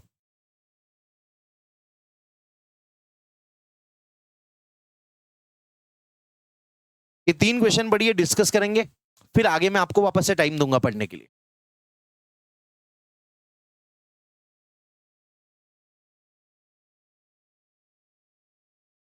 हाँ पढ़िए, आई होप पढ़ लिया होगा। जिन बच्चों ने नहीं पढ़ा है प्लीज पॉज करके पढ़ लीजिए इसको, और इससे ज्यादा टाइम नहीं दे सकते। जो अभी भी पढ़ रहे हैं पॉज करके पढ़ लीजिए। ठीक है, अब क्वेश्चन क्या बोलता है? A contract awarded bye Tamil Nadu slum clearance board. Tamil Nadu का कोई स्लम क्लियरेंस बोर्ड बने हुआ है, एक लोकल अथॉरिटी है, ठीक है। लोकल अथॉरिटी ने कॉन्ट्रैक्ट दिया मेसर्स बी लिमिटेड को, मतलब बी लिमिटेड सर्विस देंगी किसको? तमिलनाडु स्लम क्लियरेंस बोर्ड, जो कि एक लोकल अथॉरिटी है, with a total consideration of 12 lakh with the terms that it is a pure service, मतलब ये प्योर सर्विस दे रही है। And work should be completed with in 30 days, 30 दिन के अंदर काम हो जाना चाहिए, और 30 दिन में काम कंप्लीट हो गया। तो जो बी लिमिटेड सर्विस दे रही है, क्या इस पे जीएसटी लगता है? नहीं। तमिलनाडु क्लियरेंस बोर्ड ये म्युनिसिपल अथॉरिटी है, इसको 243W के तहत फंक्शंस दे रखे, और उसी फंक्शन से रिलेटेड ये सर्विस ले रही है, तो इस पे जीएसटी नहीं लगेगा, ठीक है। Is it a taxable supply? No. बाद में बी में बोला है रीवर्क, मतलब वापस से बताइए, if contract is in the nature of works contract, जहां पे मटेरियल भी इन्वॉल्व है। अब यहां पे दो सर्विसेज होती है इसमें, एक होता है प्योर सर्विसेज और दूसरा होता है कंपोजिट सप्लाई, जिसमें गुड्स जो है वो लेस देन इक्वल टू 25% होना, तो ही एग्जम्पशन मिलेगा। बट यहां पे रीवर्क में बी में बोल रहे 40% ऑफ कंपोजिट सप्लाई है, मटेरियल 40% का है, मटेरियल इज 40%, तो क्या उस केस में जीएसटी लगेगा? हाँ जी, यस। अगर मटेरियल 25% या उससे कम रहता तो कंपोजिट सप्लाई भी माफ रहता था, समझे? अब ये क्वेश्चन को आप पढ़ लो एक बार, आप पॉज करके पढ़ना है, आप पढ़ लीजिए इसको।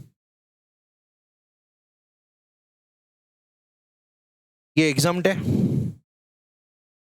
ये टैक्सेबल रहेगा क्योंकि वैल्यू ऑफ मटेरियल इज 25% से ज्यादा, ठीक है। एग्जाम्प्ट नहीं है वो। अगला क्वेश्चन, ये गवर्नमेंट सर्विसेज का क्वेश्चन है बच्चा, गवर्नमेंट सर्विसेज का। अगर गवर्नमेंट सर्विसेज आपको एक बार फिर से पढ़ना है,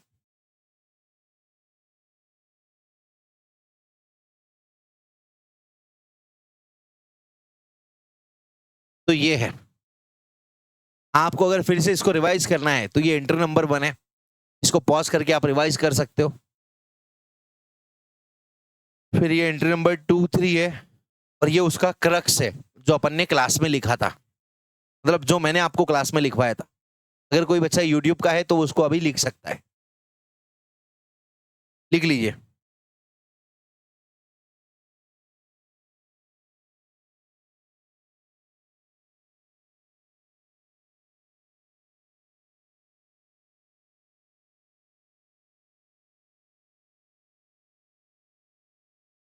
लिख लीजिए और फिर जवाब बताइए। 28 नंबर का क्वेश्चन जोरदार है, ठीक है। डिपार्टमेंट ऑफ पोस्ट की सर्विस गवर्नमेंट को दे रही है, मतलब सर पोस्ट ऑफिस भी गवर्नमेंट का डिपार्टमेंट है, गवर्नमेंट डिपार्टमेंट को सर्विस दे रहा है, इंटर डिपार्टमेंट है, तो इंटर डिपार्टमेंट एग्जम्प्ट होता है। अरे हाँ, इंटर डिपार्टमेंट एग्जम्प्ट होता है, बट उसमें 3 एक्सेप्शंस है, एबीसी वाला, ये देखो ना, कहा गया इंटर डिपार्टमेंट, कहाँ लिखा है?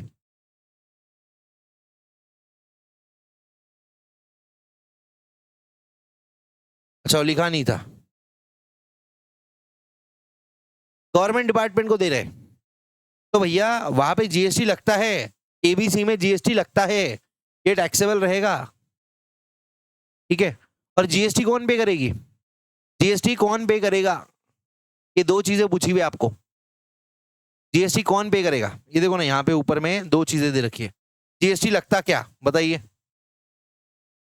हाँ, जीएसटी लगता है, कौन पे करता है?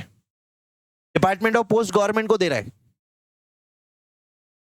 तो गवर्नमेंट ही गवर्नमेंट को दे रहा है, इंटर डिपार्टमेंट है, बट वो एग्जाम्प्ट होती है। बट ये department of post, aircraft vessel, passenger transportation, ये जो 3 सर्विसेज है ना, ये एग्जाम्पशन में, इन पे जीएसटी नहीं लगता। और हमको पता है गवर्नमेंट की सर्विसेज पे आरसीएम है, बट उसमें भी एबीसी 3 एक्सेप्शन है, स्पेसिफाइड सर्विस वाले, तो यहाँ पे जीएसटी भरेगी पोस्ट डिपार्टमेंट। यहाँ पे जीएसटी कौन भरेगा? Post department. बोलो जल्दी से, क्लियर है? एक्सप्रेस स्पेशल पोस्ट सर्विस दिया है पोस्ट ने बिजनेस एंटिटी को, टैक्सेबल है भाई, बिजनेस एंटिटी को दिया है, टैक्सेबल है। सर किसी को दिया तो भी टैक्सेबल है, या तो बिजनेस को दे दिया। और सर्विस कौन, जीएसटी कौन भरेगा? आरसीएम पे बिजनेस एंटिटी भरेगा, ओ सॉरी सॉरी, नहीं नहीं नहीं, पोस्ट की सर्विसेज पे आरसीएम नहीं लगता, पोस्ट खुद ही भरेगा। डन। हाँ, एयरक्राफ्ट वेसल वाली सर्विस दी है, ये भी टैक्सेबल है। इसमें ना 5,000 की लिमिट है, ना अनरजिस्टर्ड पर्सन को दिया वो एग्जाम रहता वो उसकी लिमिट है, ना गवर्नमेंट को दिया वो एग्जाम रहता उसकी लिमिट है। और यहाँ पे भी कौन भरेगी सर्विस? सप्लायर भरेगा जीएसटी, क्योंकि आरसीएम नहीं लगता यहाँ पे। ठीक है। Passenger transportation by ministry of railway, ये भी टैक्सेबल हो गई है। अब कुछ स्पेसिफिक एग्जाम्शन है, sleeper class, general class, but अगर डायरेक्टली ऐसा बोला डी वाले जैसा तो वो टैक्सेबल रहेगी। और जीएसटी कौन भरेगा? रेलवेज भरेगी, आरसीएम नहीं लगता। रेलवेज के केस में तो आरसीएम लगता ही नहीं है, रेलवेज को गवर्नमेंट भी नहीं मानेंगे अभी। ठीक है। Renting of immovable property for commercial purpose to business entity. अब ये बिजनेस एंटिटी कैसा है? अनरजिस्टर्ड पर्सन है। अनरजिस्टर्ड पर्सन को अगर सर्विस दिया तो एग्जम्प्ट है। देखो ना, गवर्नमेंट अगर अनरजिस्टर्ड पर्सन को दे दी तो एग्जम्प्ट है, बट इसके 3 एक्सेप्शन है, एबीसी और renting of immovable property. Renting of immovable property के किसमें टैक्सेबल रहता है, तो भैया ये कमर्शियल नेचर की प्रॉपर्टी टैक्सेबल रहेगी। और दे कौन रही है सर्विस? इंडियन रेलवेज दे रही है। इंडियन रेलवेज के केस में आरसीएम लगता नहीं है, याद रख लो। तो रेलवेज ही भरेगी भैया, रेलवेज ही भरेगा। ये इनफैक्ट अनरजिस्टर्ड है ना, अगर रजिस्टर्ड भी रहता तो भी रेलवेज ही भरता था। ठीक है। हाँ।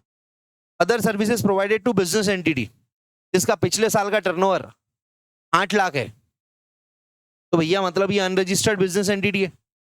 अनरजिस्टर्ड बिजनेस एंटिटी को बाकी सर्विसेज दिया है, अनरजिस्टर्ड बिजनेस एंटिटी को बाकी सर्विसेज दिया है, क्या ये टैक्सेबल है? नहीं सर, ये एग्जम्प्ट है। और एग्जम्प्ट है तो जीएसटी कौन भरेगा? ये सवाल ही नहीं उठता। और अगला, बाकी सर्विसेज रजिस्टर्ड बिजनेस एंटिटी को दिया है, 22 लाख का टर्नओवर है इसका प्रीवियस ईयर में, मतलब पिछले साल में, तो ये टैक्सेबल रहेगा। और जीएसटी कौन भरेगा? बिजनेस एंटिटी भरेगा आरसीएम के तहत। खुला दिमाग। ओ माय गॉड, जबरदस्त क्वेश्चन था सर। हाँ, जोरदार क्वेश्चन था। ठीक है। अभी 24 नंबर का क्वेश्चन करो। ठीक है, ये देख लो, मतलब मैं एक ही पेज पे दे रहा हूं, ये देख लो, और अगला वाला क्वेश्चन भी पढ़ लेना। ठीक है, 2 मिनट। हाँ, चलो भाई, देख लिया क्या? अगर देख लिया है तो अगले क्वेश्चन पे आ जाइए। एसर्स एक्स एकेडमी प्राइवेट लिमिटेड, ठीक है, इन्होंने कौन सी सर्विस प्रोवाइड करी है इन द प्रीवियस ईयर, मतलब लास्ट फाइनेंशियल ईयर की बात कर रही है। इनकम टैक्स नहीं है जो प्रीवियस ईयर अभी का है, असेसमेंट ईयर बात का है। प्रीवियस ईयर मतलब पिछला साल है, जीएसटी में कुछ नहीं रहता लफड़े उपड़े। ठीक है।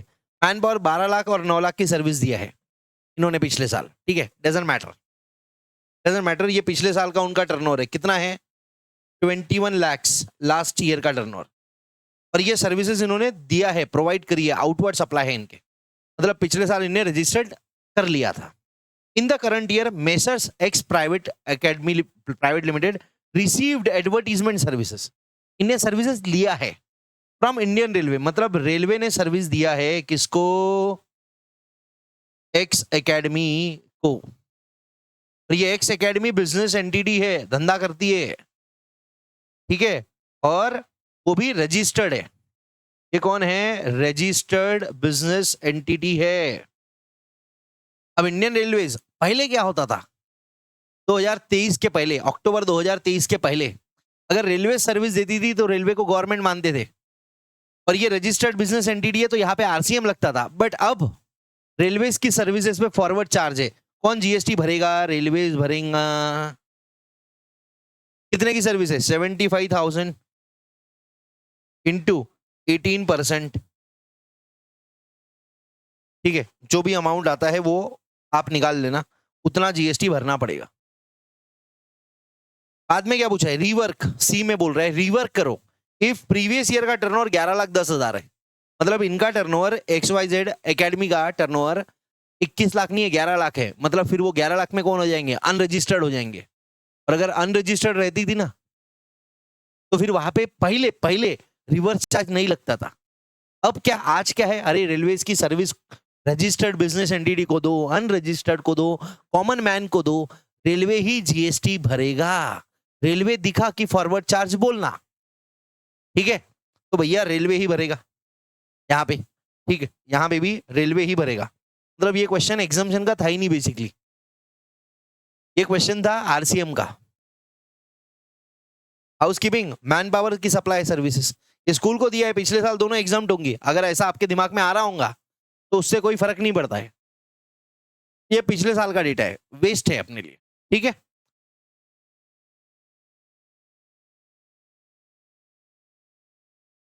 आंसर दे रखा है, इररिस्पेक्टिव ऑफ एटीओ 30 अक्टूबर 2023 से all taxable supplies of Indian railways are under forward charge, ठीक है, okay.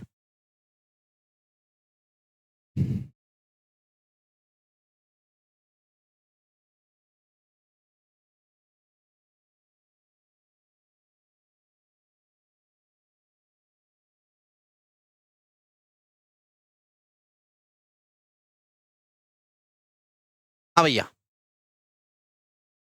a contract awarded by Bombay Municipal Corporation for repair of a particular road। अब यहाँ पे आपको रिपेयर ध्यान में आया तो आपको रिपेयर से ये लाइट लगे, सर वो ये ओरिजिनल कॉन्ट्रैक्ट नहीं है। अरे वो ओरिजिनल वर्क्स और रिपेयर वाली बात अपना सिंगल घर बनाने के लिए है। यहाँ पे ये Bombay municipal corporation local authority को कॉन्ट्रैक्ट दिया है, ठीक है ना। तो ऐसा एकदम से दिल पे पत्थर मत रख लो आप। With messrs B limited with the terms and conditions that the works should be completed within 30 days. However, there is a delay of 10 days to complete the work. PMC charged liquidated damages of 1,20,000 रुपए and the same was recovered from B Limited. B Limited से PMC ने लिया liquidated damages. PMC कौन है भैया?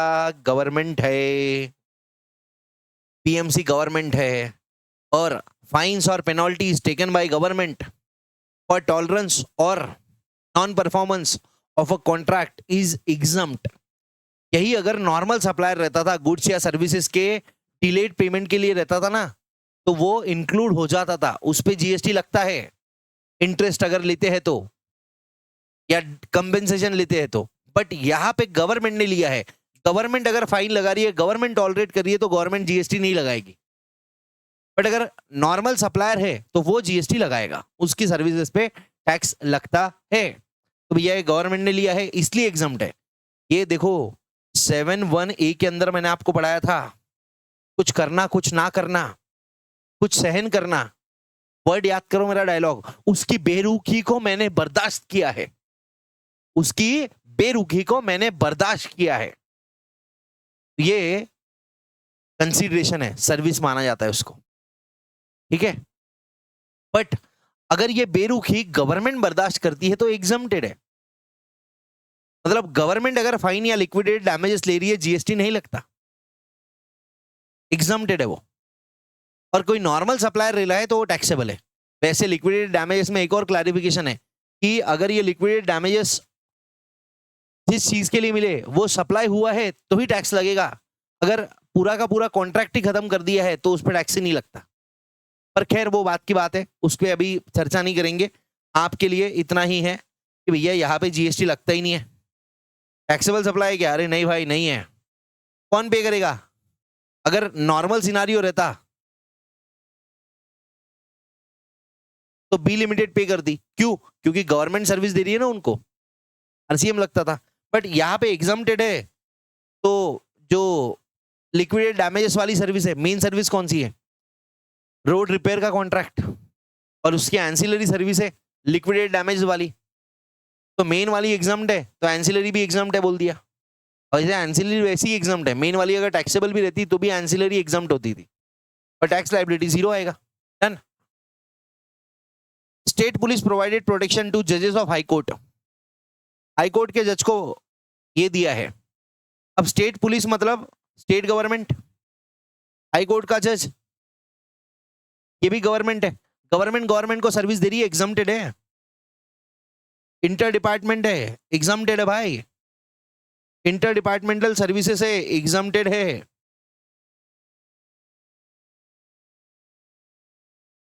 अगर यही police वाले सर्विस किसी प्रणव चांडक को देते थे, प्रोटेक्शन की सर्विसेज, और अगर 5,000 के ऊपर का अमाउंट रहता तो टैक्सेबल रहता था।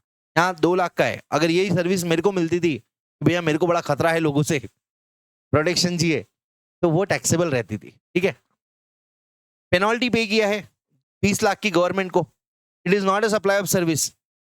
फाइन्स और पेनल्टीज चार्ज बाय गवर्नमेंट और local authority for violation of law are not leviable to GST. ये मैंने आपको एग्जांपल दिया था कि तिग्गी ट्रिपल सीट जा रहे हो आप, 1,000 रुपए प्लस जीएसटी का चालान नहीं बनाया, सिर्फ 1,000 रुपए का चालान बनाया। ठीक है, हाँ। अब ये 28 नंबर का क्वेश्चन मेरा पर्सनल फेवरेट है। ठीक है, अब ध्यान से सुनना मेरी बात। गवर्नमेंट जो रजिस्ट्रेशन या जो स्टैट्यूटरी फीस लेती है वो किसी लॉ के तहत लगती है, उस पर तो जीएसटी लगेगा ही नहीं। जैसे लाइसेंस है, रजिस्ट्रेशन है, पासपोर्ट है, birth certificate, death certificate, marriage certificate बनवाना है, उसके लिए कुछ पैसा देना पड़ता है, फीस देनी पड़ती है, उस पर जीएसटी नहीं लगता। फिर गवर्नमेंट से रिलेटेड एक और चीज देखी थी अपन ने कि 5,000 रुपए तक की अगर सर्विस गवर्नमेंट दे रही है वो भी एग्जम्प्ट है।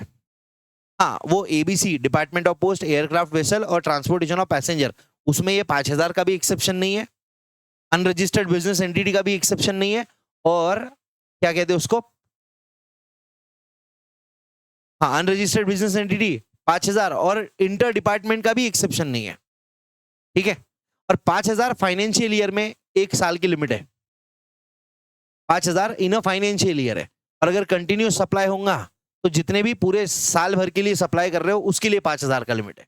डन। अब देखो यहाँ पे application fees towards processing of application for issuance of advance authorisation 12,000 रुपए, भैया ये एप्लीकेशन फीस है, जीएसटी नहीं लगता इस पे। दूसरा, security service provided by government security agencies for 4 months, government agencies ने किसी को 4 महीने के लिए सिक्योरिटी सर्विसेज दिया है और टोटल पैसा लिया है 6,000, 5,000 के ऊपर का अमाउंट है। और मैंने आपको बताया था सिक्योरिटी एजेंसीज या पुलिस डिपार्टमेंट किसी को सर्विस दे रही है तो वहां पे टैक्स लगता है। ऊपर वाले केस में इसलिए नहीं लगा था क्योंकि पुलिस फोर्स ने जज को दिया था, तो वो इंटर डिपार्टमेंट होने की वजह से एग्जम्प्ट हुआ है। ठीक है ना। अब ये 6,000 रुपए लिए है, टैक्सेबल है। आपके दिल में यही आएगा कि टैक्सेबल है, मेरे दिल में भी यही आएगा कि टैक्सेबल है। पर अगर आप ये डेट पे डालोगे ना तो जनवरी, फरवरी, मार्च तीनों मिला के 4,500 रुपए है फाइनेंशियल ईयर में, और अगले साल 500 रुपए लिया है फाइनेंशियल ईयर में।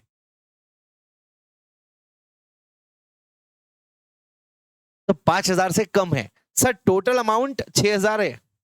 अरे पर एक साल में कितना है, 4,500 या 500 रुपए, तो ये एग्जम्प्टेड रहेगा क्योंकि ये 5,000 से कम है इन अ फाइनेंशियल ईयर। ठीक है। मर्चेंट ओवरटाइम चार्जेस, ये तो मैंने बता दिया था, MOT merchant overtime charges exempted है, इस पे जीएसटी लगता ही नहीं है। ठीक है।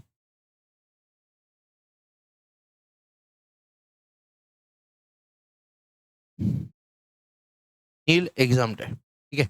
ये सर्विस किसको मिली है, एक्स लिमिटेड को मिली है, और एक्स लिमिटेड का टर्नओवर पिछले साल का 41 है, मतलब ये रजिस्टर्ड बिजनेस एंटिटी है, पर उससे कोई फर्क नहीं पड़ रहा है, ये एग्जाम्प्ट रहेगा, किसी को भी दो तो।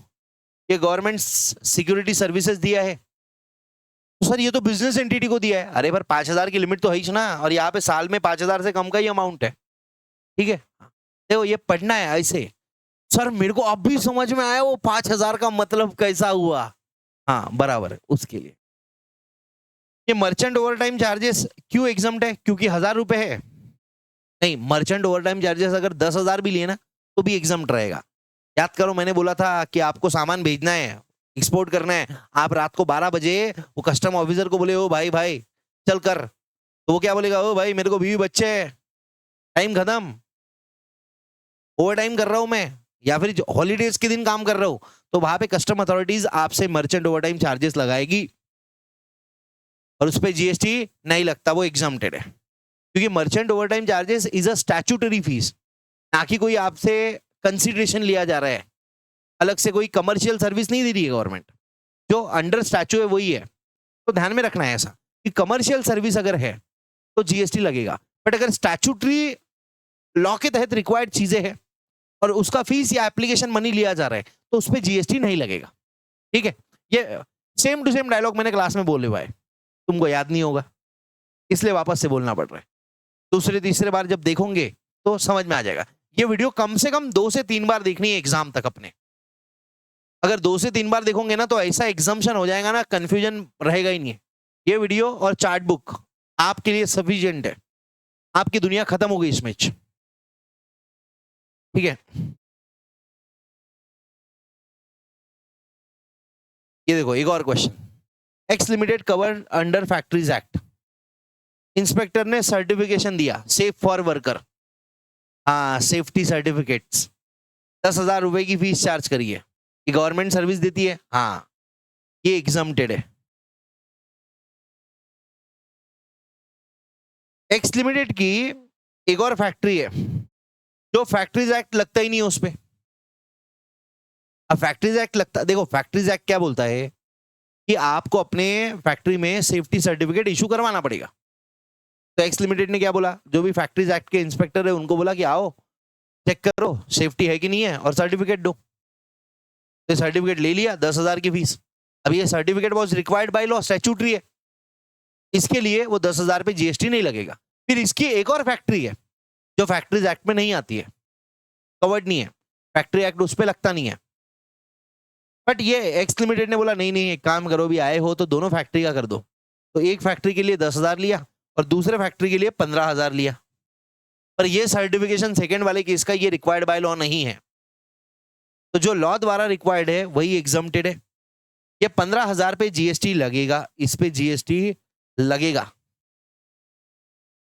ठीक है, डन। और अगर जीएसटी लगेगा, सर्विस कौन दे रही है? गवर्नमेंट दे रही है। किसको? एक्स लिमिटेड को। एक्स लिमिटेड गवर्नमेंट को दे रहा है पैसे 15,000 और गवर्नमेंट की सर्विसेज पे लगता है भैया आरसीएम। आरसीएम के एक्सेप्शन में तो ये कहीं आ नहीं रहा है, तो जीएसटी कौन भरेगा? एक्स लिमिटेड भरेगा। अनदर फैक्ट्री जो कवर्ड नहीं है for which X limited is liable to pay GST under RCM, 15,000 का 18%, 2,700 रुपए, आधा सीजीएसटी आधा एसजीएसटी भरा जाएगा। सर ऐसा है क्या? हाँ ऐसा है। ठीक है, अगर कुछ भी नहीं बोला है, बस ऐसा ही बोला है कि फैक्ट्री का सेफ्टी सर्टिफिकेट इशू करा गवर्नमेंट ने, उसके लिए पैसे लिए, तो अगर फैक्ट्री का सेफ्टी सर्टिफिकेट इशू करा, कुछ नहीं बोला है, मतलब हम ये मानेंगे कि फैक्ट्री एक्ट लगता है। ठीक है, अनलेस एंड अनटिल ऐसा स्पेसिफिकली बोले हुआ है। ठीक, ये question renting of immovable property का आपका नक्शा ही बदल देगा, पूरा का पूरा A to Z। ठीक है, सब कुछ कवर्ड है इसमें। Mister A owns a residential building in prime commercial location. एक बिल्डिंग है, बिल्डिंग का जो बेसमेंट है ये इसको बी ने को दे रखा है, इसने बेसमेंट जो है बिल्डिंग का वो इसने बी को दे रखा है। बी एक होलसेलर है। Half of the basement is used by B as is office, और बचे हुए पोर्शन में वो गोडाउन के लिए यूज करता है। ठीक है, ग्राउंड फ्लोर इसने सी को रेंट पे दे रखा है। Who uses the same as guest house for his business contacts? Guest house business contacts के लिए गेस्ट हाउस है, मतलब कमर्शियल है। First floor is occupied by mister A, खुद रहता है उसके फैमिली के साथ। Second floor is given to mister D who use it as residence. Renting of residential dwelling for use as a residence. Residential building है, हाँ जी। कितने floor थे भैया? एक दो फ्लोर तो दिख गए। There is a large vacant land in the backyard of the building, खाली जमीन है जो उसने पार्किंग को रेंट पे दिया है, इसमें जीएसटी लगेगा। सेपरेट लैंड और lease deed has been executed for each floor and vacant land given on the lease. सबकी अलग अलग लीज है। आप बताइए जीएसटी कैसा रहेगा? तो अभी एक एक चीज मेरे को बताइए।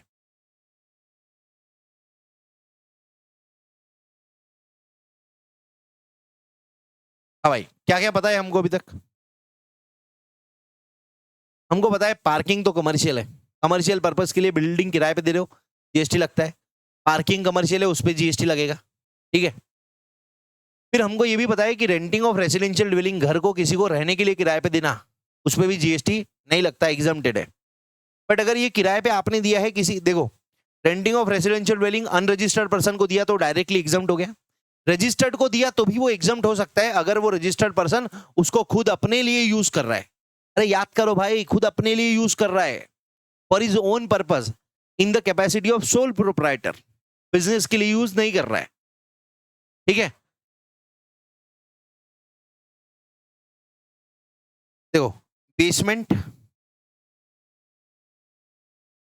ये रेसिडेंशियल ड्वेलिंग को किराए पे दिया है उसने। ये बिल्डिंग कौन सी है? This building is a residential building. तो रेसिडेंशियल बिल्डिंग का बेसमेंट उसने किराए पे दे रखा है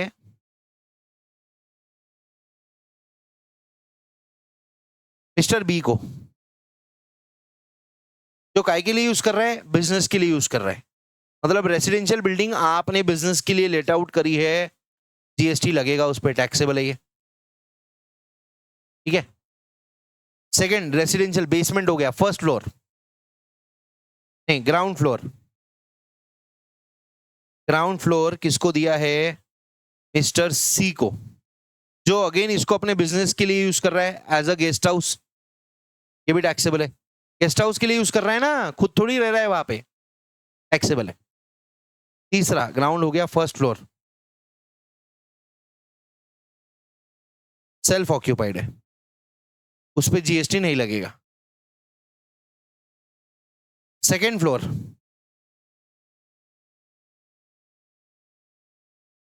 इसको दिया है जो खुद रहता है, एग्जाम्प्ट है। Basement sorry vacant land for parking, ये टैक्सेबल है। बराबर, हाँ बराबर ही है भाई।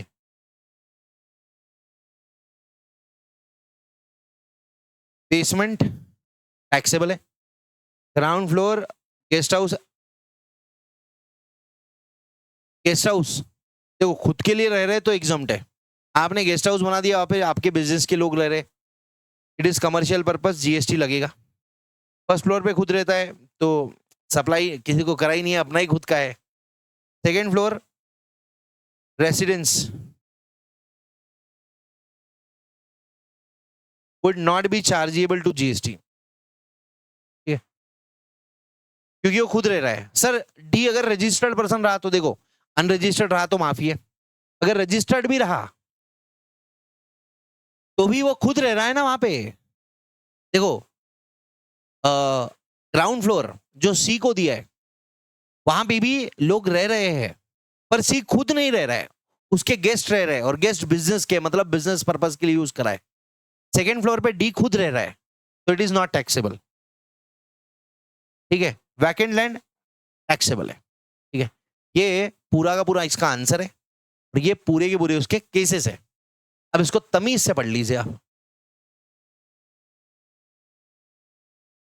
और एक और चीज है, रेंटिंग ना,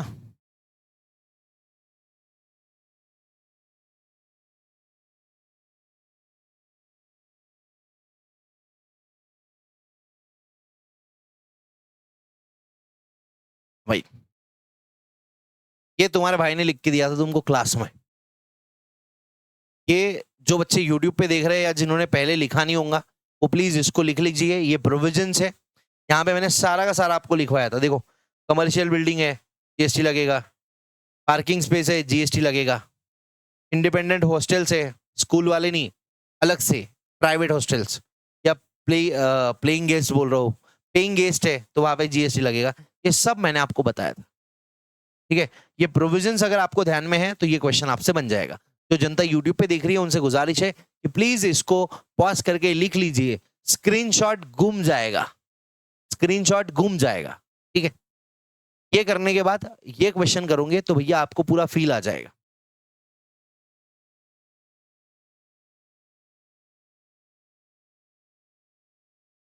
ये फुल स्क्रीन कर दिया है।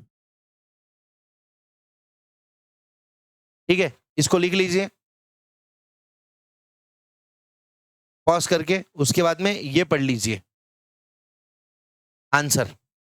तो क्या है, देखो अभी अगर आपने क्लास में ध्यान नहीं भी दिया होगा, रिवाइज नहीं करा होगा, क्लिक नहीं हुआ होगा, तो अभी क्लिक हो जाएगा। अभी पढ़ लो, it is kind of revision, समझ लो पूरा चैप्टर रिवाइज हो रहा है अपना, ठीक है, तो अभी पढ़ लीजिए।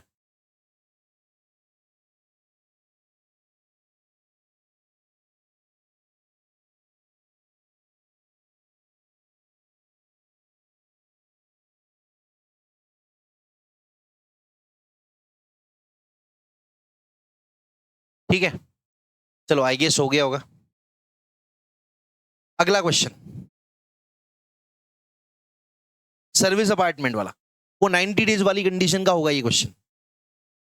क्या था? मिनिमम 90 डेज होना, प्लस जो रेंट पर मंथ पर पर्सन है, यहां पे घर के हिसाब से नहीं, पर मंथ पर पर्सन के हिसाब से होना, लेस देन इक्वल्स टू 20,000। तो ये एग्जाम्पशन है, याद करो नालायकों, याद करो। तो ये कंपनी ने सर्विस अपार्टमेंट दिया, एम्प्लॉइज को 18,000 पर मंथ है, 20,000 से कम है, और मिनिमम 90 डेज होना, 90 days continuous period of 3 month से 90 डेज है, तो भैया ये एग्जाम्प्ट है। रेंट भी 20,000 से कम है और 90 डेज है मिनिमम, तो भैया ये एग्जाम्प्ट रहेगा। सेकंड केस 25,000 है, 20,000 से कम होना, 25,000 है और 90 डेज है, तो भैया ये 20 वाली कंडीशन आपने वायलेट कर दिया, टैक्सेबल है, taxable.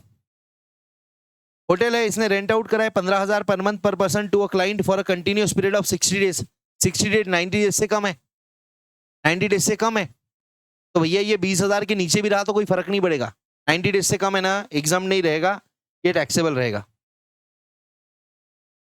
which satisfies the monetary limit satisfy करी हुई, however ड्यूरेशन 90 डेज से कम है, तो भैया ये क्या हो जाएगा, टैक्सेबल हो जाएगा। Value of supply 15,000 per month रहेगा, टैक्सेबल है। डन। फिर ये 32 नंबर का क्वेश्चन, पढ़िए ये क्वेश्चन और याद करिए मेरी बातों को। यहां पे रोहित शर्मा है, is undertaken training in cricket to improve skill in various area like bowling, batting, fielding to enable him to participate in various levels of tournament। Rohit Sharma को ट्रेनिंग मिल रही है, आई से रिलेटेड, क्रिकेट से related. Sachin trust registered under section 12 AB, मतलब charitable trust है, charitable trust sports में, cricket मतलब sports है, चैरिटेबल ट्रस्ट स्पोर्ट्स में ट्रेनिंग की सर्विस दे रही है रोहित शर्मा को, और उसके लिए चार्ज कर रही है 10 लाख। क्या टैक्सेबल है? अगर आपने पढ़ा होगा ट्रेनिंग और coaching in sports art culture, sports charitable trust दे रही है, तो भैया एग्जाम्प्ट होना चाहिए। पर वहां पे मैंने बताया था रिक्रिएशनल एक्टिविटीज होनी चाहिए, ये प्रोफेशनली ट्रेन होने के लिए कर रहा है, it is a taxable service. मौज मस्ती के लिए करा तो माफ है, यहां पे टैक्सेबल है। Training in such case is not for recreation, समझे? इसने बोला था कर लो, जिन्होंने 21 के बाद छोड़ दिया ना, वो बैठ गए, बैठे डूबे, रोते बैठेंगे बेचारे। अगला आ जाइए, कपिलेश्वर चैरिटेबल ट्रस्ट, ये रजिस्टर्ड है, सप्लाइड द फॉलोइंग सर्विसेज, क्या टैक्सेबल है, क्या एग्जम्प्ट है, बताइए। नवरात्रि फंक्शन, रिलीजियस सेरेमनीज, भैया ये एग्जम्प्टेड है, रिलीजन के लिए है, खत्म बात। During Ganeshotsav charitable trust rent out their space to agencies for advertisement, अच्छा एडवर्टीजमेंट के लिए भैया टैक्सेबल है। Donation is received with specific instruction to advertise the name of the donor, नाम एडवर्टाइज करने के लिए 1 लाख टैक्सेबल है। अब कोई बच्चा बोलेगा सर आपने बोला था बिजनेस का एडवर्टीजमेंट, अरे नाम, लोग अपना पर्सनल ब्रांडिंग भी तो करते हैं, अपना नाम ब्रांड है, प्रणव जांडक, ये पर्सनल ब्रांडिंग है, तो ये एडवर्टीजमेंट है। अगर यहां पे नाम एडवर्टीज नहीं करता था, बस as a gesture charitable trust नाम दे देती, in loving memories of my दादाजी, जो भी नाम है अपने दादाजी का, तो वो एडवर्टीजमेंट नहीं रहती थी, ठीक है। हाँ चलो ये बताओ, अब रजिस्टर्ड है, service by way of training और coaching in recreational activities related to sports, exempt है। Fees for organising yoga camp, exempt है। Organize fitness camp in reiki aerobics, अबे ये टैक्सेबल है, रेकी वैसे ही रिकॉग्नाइज सिस्टम नहीं है, एरोबिक्स टैक्सेबल है। पब्लिक लाइब्रेरीज एग्जम्प्ट है, exempt exam taxable exempt exempt exam taxable और एग्जाम्ट बराबर। योगा एग्जाम नहीं है। अब ये ना मॉड्यूल, जो मॉड्यूल है ना उसके अंदर यहाँ पे सेकंड में ना fees for organising yoga camps and fitness camps था, तो मैंने फिटनेस को डिलीट कर दिया क्योंकि फिटनेस कंफ्यूजन क्रिएट करता है। योगा के साथ योगा का फिटनेस है कि नहीं है आप क्लैरिफाई करो, तो उस कंफ्यूजन को हटाने के लिए मैंने उड़ा दिया है। और अगर आप एग्जाम्स देखोगे ना तो एग्जाम्स के अंदर ये प्रॉपरली आएगा कि भैया फिटनेस कैंप है या योगा कैंप है, ठीक है, मतलब वो क्लैरिटी दे देते हैं अपने को, ठीक है, तो उसमें रोने का काम नहीं है। चलो अगला, अगेन चैरिटेबल ट्रस्ट है, रजिस्टर्ड है जीएसटी में। अच्छा जीएसटी में रजिस्टर्ड नहीं होना, रजिस्टर्ड होना सेक्शन 12 में। अब यार 1023 बीबीए है, ये पुरानी चीज हुआ करती थी, आप इसको रजिस्टर्ड चैरिटेबल ट्रस्टी मान लो। Service by accommodation, rest house दे रही है 1000 रुपए पर डे और 12 दिन 1000 रुपए। चैरिटेबल ट्रस्ट के केस में मैंने बताया था 999 तक एग्जम्प्ट है। अगर होटल वाले दे रहे तो 1000 रुपए तक एग्जम्प्ट है, बट ट्रस्ट के केस में 999 रूम के लिए, 999 पर डे, हॉल्स के लिए 9999 पर डे और शॉप्स के लिए 99999 नहीं 9999 9999 पर मंथ एग्जम्प्ट है। 10 आ गया, 1 आ गया तो टैक्सेबल है, ये 1000 आ गया है भैया ये टैक्सेबल है, 12 दिन का 12000 टैक्सेबल हो जाएगा। Fees from convention hall, hall के लिए 9999 तक एग्जम्प्ट है, 8000 लिया है, 4 दिन का एग्जम्प्टेड है। सर टोटल देखना है क्या पर डे का देखना है नलायक को। However, the hall is outside the premises of the trust. Premises के ट्रस्ट के बाहर रहा तो कोई फर्क नहीं पड़ता। अब एक बड़ा क्लैरिफिकेशन ये है इसमें प्रैक्टिकली कि इनसाइड और आउटसाइड द प्रेसिंग्स, मतलब मंदिर है बाउंड्री के अंदर रहा तो वो तो हमारा प्रेसिंक्ट है, प्रेसिंग्स है रिलीजियस ट्रस्ट के, मंदिर के प्रेसिंग्स है अपने एरिया में आता है। बट अगर बॉर्डर के बाहर भी कोई एरिया है जिसको ये ट्रस्ट मैनेज कर रही है, रिलीजियस ट्रस्ट या चैरिटेबल ट्रस्ट, तो वो भी इनका ही प्रेसिंग्स में आ जाता है, तो इससे कोई फर्क नहीं पड़ता अंदर है कि बाहर है। अब कंफ्यूज मत होना। शॉप्स दिया है, रेंट कितना है 8000 पर मंथ, एग्जम्प्टेड है।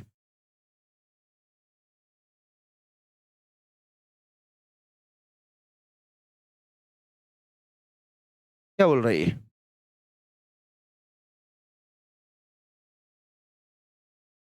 एक मिनट, ये तो इन्होंने धोखा कर दिया, इसको टैक्सेबल कर दिया। Hall is located outside the precincts of the temple, trust के जो प्रीसिंग्स है उसके बाहर है। अभी मैं आपको एक क्लैरिफिकेशन बताता हूँ, कहाँ गया ये देखो, ये वाला, अभी मैं वही पढ़ रहा था। The purpose for which precinct is rented is not relevant. Precincts मतलब the adjacent area attach to such religious places. इसका एक और सर्कुलर है कि अगर मान लो ये मंदिर है, ये मंदिर की बाउंड्री है और मंदिर के बाउंड्री के बाजू में ये एडजेसेंट एरिया है, क्योंकि जरूरी नहीं है सब कुछ कंपाउंड वॉल के अंदर ही रहे, तो बाहर कंपाउंड वॉल के बाहर भी आजकल एरियाज होते हैं। तो अगर ये एरिया को मैनेज करती है ना चैरिटेबल ट्रस्ट या रिलीजियस ट्रस्ट, तो वो भी उसी के अंदर आ जाता है, ऐसी एक बात है। बट यहाँ पे इन्होंने इसको टैक्सेबल कर दिया। हो सकता है ये अजम्पशन लिया हो कि the hall located outside the premises of the trust, trust के बाहर है।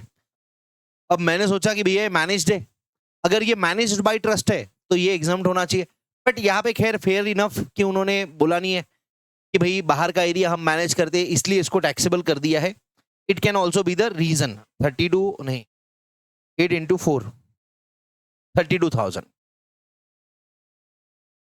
रेस्ट हाउस तो टैक्सेबल है ही, 12,000 का है तो 1000 पर डे है, तो ये 8,000 है 10 के अंदर है, पर ये एरिया के बाहर है इसलिए टैक्सेबल है। अगर यहाँ पे एक और डायलॉग लिख देते ना, it is managed by the trust, तो वो एग्जम्प्ट हो जाता था। अब कुछ नहीं लिखा है तो ये मानेंगे कि मैनेज नहीं है, यहां से हमको ये समझ में आता है ट्रस्ट द्वारा मैनेज नहीं है। अगर ट्रस्ट मैनेज करती है प्रीसिंक्ट्स के बाहर का एरिया, एडजेसेंट एरिया, अगर ट्रस्ट मैनेज करती है तो वो एग्जम्प्ट हो जाएगा, ठीक है। हाँ मैंने आपको बता दिया था, बट खैर ठीक है ना। 44,000 माय बैड। तो ये अगर अपने को इससे क्या सीख में आया कि अगर हॉल लोकेटेड आउटसाइड प्रीमाइसेस बोला है तो हम ये मानेंगे कि वो हॉल ट्रस्ट मैनेज नहीं करती है। अब यार ट्रस्ट ही मैनेज करेगी बेसिकली, और क्या है। पर खैर ठीक है, इसको टैक्सेबल कर दिया है, टैक्सेबल मानेंगे अपन। Can't help it. हाँ, अब देखो, जीटीए है, is engaged in goods transport. General practice से क्या होता है, जीटीए ऑल्सो प्रोवाइड करता है लोडिंग, अनलोडिंग, पैकेजिंग, ट्रांसपोर्टेशन और टेम्पररी वेयर हाउसिंग। तो बोलते हैं ये सर्विस को जीटीए का पार्ट माना जाएगा कि नहीं माना जाएगा? भैया ये कंपोजिट सप्लाई है, ये कंपोजिट सप्लाई है। आप सोचिए कि आप किसी ट्रक ऑपरेटर के पास गए ये सामान लेके कि भैया ये सामान मेरे को बैंगलोर पार्सल करवाना है। हाँ बस, उसका ट्रक खड़ा ही है, आपने ऐसे बोला भैया ट्रक निकल गया, अरे नहीं भाई सामान थोड़ी देर यहाँ रहेगा। उसने क्या बोला, मैं गया जीटीए वाले का, ये भारी सामान लेके गया, बोला भैया ये सामान बैंगलोर पहुंचाना है, ठीक है। बोले ठीक है चले जाएगा, पर बैंगलोर का ट्रक 4 दिन बाद आएगा, आप 4 दिन बाद आओ। मैंने बोला भैया इतना सारा सामान घर से यहाँ पे लेके आया, अब फिर वापस से अगर घर पे लेके जाऊंगा तो किराया वापस लाना, एक काम करो इसको 4 दिन आपके पास रखो। बोले नहीं नहीं भैया फ्री में नहीं होगा, हर दिन का 200 रुपया लगेगा। मतलब ठीक है ले ले यार, मैं बहुत दूर से आया हूँ, वहां लाने ले जाने का मेरे को 5,000 का खर्चा आ गया, तू 800 रुपये ले रहा है, ले ले। अब सामान को ऐसे बैंगलोर नहीं ले जा सकते, बोले सर पुणे से खराब हो जाएगा। आप यहाँ से तो 25 किलोमीटर दूर लेके आ गए, कुछ नहीं है दिक्कत, पर बहुत सारे सामानों के बीच में जाएगा, टूट फूट सकता है, इसकी बराबर से पैकिंग करनी पड़ेगी, पैकिंग के इतने चार्जेस लगेंगे। तो पैकिंग, लोडिंग, अनलोडिंग, फिर ट्रांसपोर्ट के चार्जेस, ट्रांसपोर्ट तो खैर मेन बिजनेस है, ट्रांसशिपमेंट अगर कंटेनर बदल रहा है तो उसके लिए, और टेम्पररी वेयर हाउसिंग 800 रुपए। तो क्या ये सब अलग अलग सर्विसेज है क्या जीटीए की? नहीं, ये सर्विसेज कॉम्प्लीमेंट्री है, एंसिलरी सप्लाई है। मेन सप्लाई क्या है? जीटीए की सर्विस, ट्रांसपोर्टेशन की सर्विस। तो जीटीए की सर्विस पे जो रेट लग रहा है ना, वही रेट इन सर्विसेज पे लगेगा। This is a composite supply, naturally bundled ऐसे ही होता है। सर हमको पता ही नहीं है, हमने कभी करवाया ही नहीं है। मैंने बताया ना तुमको, मैंने बताया ना। हाँ। तो मेन सप्लाई क्या है? ट्रांसपोर्टेशन। तो ट्रांसपोर्टेशन का रेट पूरे अमाउंट पे लगेगा। Principal supply, GTA supply, composite supply माना जाएगा, ठीक है। ये लिखा है, सीबीआईसी का क्लैरिफिकेशन है। Okay, air speed airlines transported fruits. Sir fruits agricultural produce है, एग्जाम्ड है ना? बाय एयर कुछ भी एग्जाम्ड नहीं है, एयर कार्गो से जा रहा है, सब पे जीएसटी लगता है। सर ये मेघालय में है सर, वो 7 सिस्टर स्टेट्स, उस 7 सिस्टर स्टेट्स में हमको टूरिज्म प्रमोट करना है, फ्रूट्स नहीं। तो अगर लोग जा रहे हैं, पैसेंजर ट्रांसपोर्टेशन है तो वो माफ है, गुड्स का ट्रांसपोर्टेशन टैक्सेबल है, ठीक है। Invalid GST will be levied. Transportation of goods exemption नहीं है उस पर, ठीक है। अभी तक हमको क्या, अगर ये क्वेश्चन आप नहीं करते थे तो आपको लगता था और एग्रीकल्चरल प्रोड्यूस है, ऊपर से मेघालय दिख गया, 7 सिस्टर स्टेट्स, प्रमोट करना है टूरिज्म। याद है ना वो entry, transportation by air in economy class, 7 sister states और बागडोगरा इन वेस्ट बंगाल एग्जम्प्टेड है। तो ट्रांसपोर्टेशन ऑफ पैसेंजर एग्जम्प्टेड है, गुड्स का नहीं है। कहीं पे भी खोल के देख लेना आप, बाय एयर कोई भी गुड्स एग्जम्प्टेड नहीं है, ठीक है। चलो भैया अगला क्वेश्चन, इंटरटोल इंडिया कंसल्टेंट। ये क्वेश्चन जब मैंने पहली बार पढ़ा ना, मेरे को समझ में ही नहीं आया ठीक चल क्या रहा है भाई, चल क्या रहा है, ठीक है ना। इसका आंसर छुपा देते। Intertoll India consultant was undertaken a contract, एक तो लैंग्वेज भी ऐसी रहती ना, to collect toll on commission basis from Noida toll bridge company, agency authorize to collect toll, ठीक है। पता नहीं क्या बोल रहा है, अभी तक तो कुछ भी नहीं समझ में आया, आगे क्वेश्चन पढ़ूंगा शायद समझ में आएगा। Noida toll bridge company collection in the month of April was 2 crore, commission paid to Intertoll 5%। अब देखो एक है ना इंटरटोल इंडिया कंसल्टेंट से, इनको इनके पास राइट्स होंगे टोल कलेक्ट करने के, इन्होंने ये कमीशन बेसिस पे दे दिया नोएडा टोल वालों को, टोल ब्रिज कंपनी है, ठीक है। अब इन्होंने टोल कलेक्ट किया 2 करोड़ का, मतलब लोगों ने इनको टोल पे किया, लोगों ने इनको टोल पे किया। तो टोल चार्जेस या फिर एन्युटी पे जीएसटी नहीं लगता, मतलब हम जो उनको जीएसटी पे कर रहे हैं ना, जैसे मेरी कार पे अगर उनने 200 रुपए का टोल लगाया है तो उस पे 200 प्लस जीएसटी नहीं रहेगा, मतलब ये अमाउंट पे जीएसटी नहीं रहेगा। बट ये जो कलेक्शन करने वाले लोग हैं, ये जब कॉन्ट्रैक्टिंग अथॉरिटी को कमीशन पे करेंगे, उस कमीशन पे जीएसटी लगेगा। टोल कितना कलेक्ट कराए? 2 करोड़ का। 2 करोड़ का 5% कमीशन है, तो 2 करोड़ का 10% 20 लाख, 5% हो गया 10 लाख। तो ये कलेक्शन वाले 10 लाख रुपए का कमीशन पे करेंगे। टोल पे जीएसटी नहीं है, टोल कलेक्शन की कॉन्ट्रैक्ट, वो तो उन्होंने इनको सर्विस दिया ना कि भैया जाओ ठीक है हमारे बिहाफ पे तुम टोल कलेक्ट करो, 5% कमीशन हमको देना, जो भी ऐसा भी होगा। तो भैया 10 लाख पे जीएसटी लगता है। लोगों से जो आप टोल लेते हो वो माफ है, उस पे जीएसटी नहीं कलेक्ट करना है। ये इंटरटोल इंडिया कंसल्टेंट्स, इन्होंने जो नोएडा टोल ब्रिज का कॉन्ट्रैक्ट दिया है, जो टोल लगाती है, तो वो कमीशन पे जीएसटी लगता है। लोगों से जो, पब्लिक से जो आप टोल चार्जेस कलेक्ट कर रहे हो ना, उस पे जीएसटी नहीं है। ये 2 करोड़ के जो टोल चार्जेस कलेक्ट किए होंगे ना, उस पे जीएसटी नहीं है। बट जो कमीशन दिया है 10 लाख का, उस पे तो जीएसटी है ही बेटा।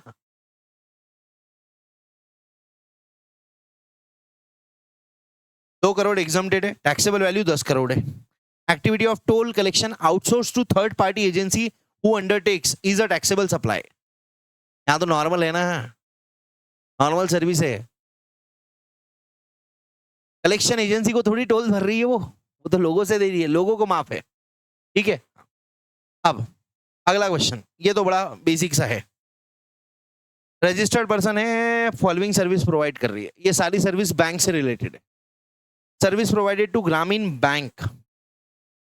अब ये बिजनेस करस्पॉन्डेंट या बिजनेस फैसिलिटेटर की सर्विसेज है। बिजनेस करस्पॉन्डेंट या बिजनेस फैसिलिटेटर की सर्विसेज है बेटा। बिजनेस करस्पॉन्डेंट या बिजनेस फैसिलिटेटर अगर रूरल ब्रांच से रिलेटेड सर्विस दे रहा है तो जीएसटी नहीं है, अर्बन से दे रहा है तो जीएसटी है, बट जीएसटी कौन पे करेगा? रेसिपिएंट पे करेगा, आरसीएम पे। बिजनेस करस्पॉन्डेंट बैंक को या इंश्योरेंस कंपनी को सर्विस दे रहा है, जीएसटी लगेगा, अर्बन वाला रहा तो। और टैक्स कौन भरेगा? बैंक भरेगी। एजेंट अगर बिजनेस करस्पॉन्डेंट को दे रहा है तो बिजनेस करस्पॉन्डेंट भरेगा। हेलो, याद है कि नहीं? ग्रामीण बैंक रूरल एरिया है भैया, एग्जम्प्ट, बात खत्म। Disbursement of credit facilities to borrower involving small amounts strictly as per the bank located in village rural में है, exempt। ठीक है। Facilitating the repayment of due owed to HDFC Bank, Chennai की branch है और 55,000 रुपए की कलेक्शन करी है, तो भैया ये टैक्सेबल है। चेन्नई है, रूरल एरिया नहीं है, अर्बन एरिया है। Recovery services to state bank, कहाँ की ब्रांच है? चेन्नई की ब्रांच है, ये भी टैक्सेबल है। ठीक है, ये भी टैक्सेबल है, और ये टैक्सेबल है।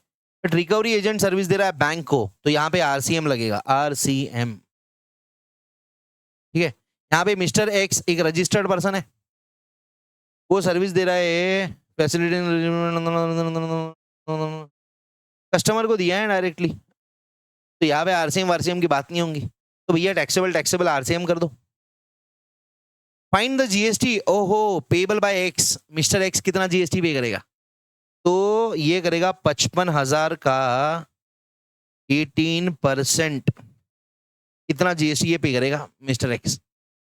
टी वाला तो आरसीएम है, 2,20,500 का जीएसटी तो बैंक पे करेगी, एसबीआई। ठीक है,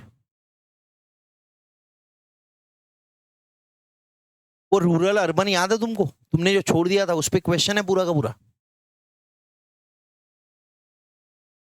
एग्जाम टैक्सेबल, आरसीएम एप्लीकेबल, 55,000 का टोटल वैल्यू हो गया इसका, उस पे जीएसटी पे करेगा। ये आरसीएम वाले पे तो वो भरेंगे ही नहीं ना, वो तो बैंक भरेगी।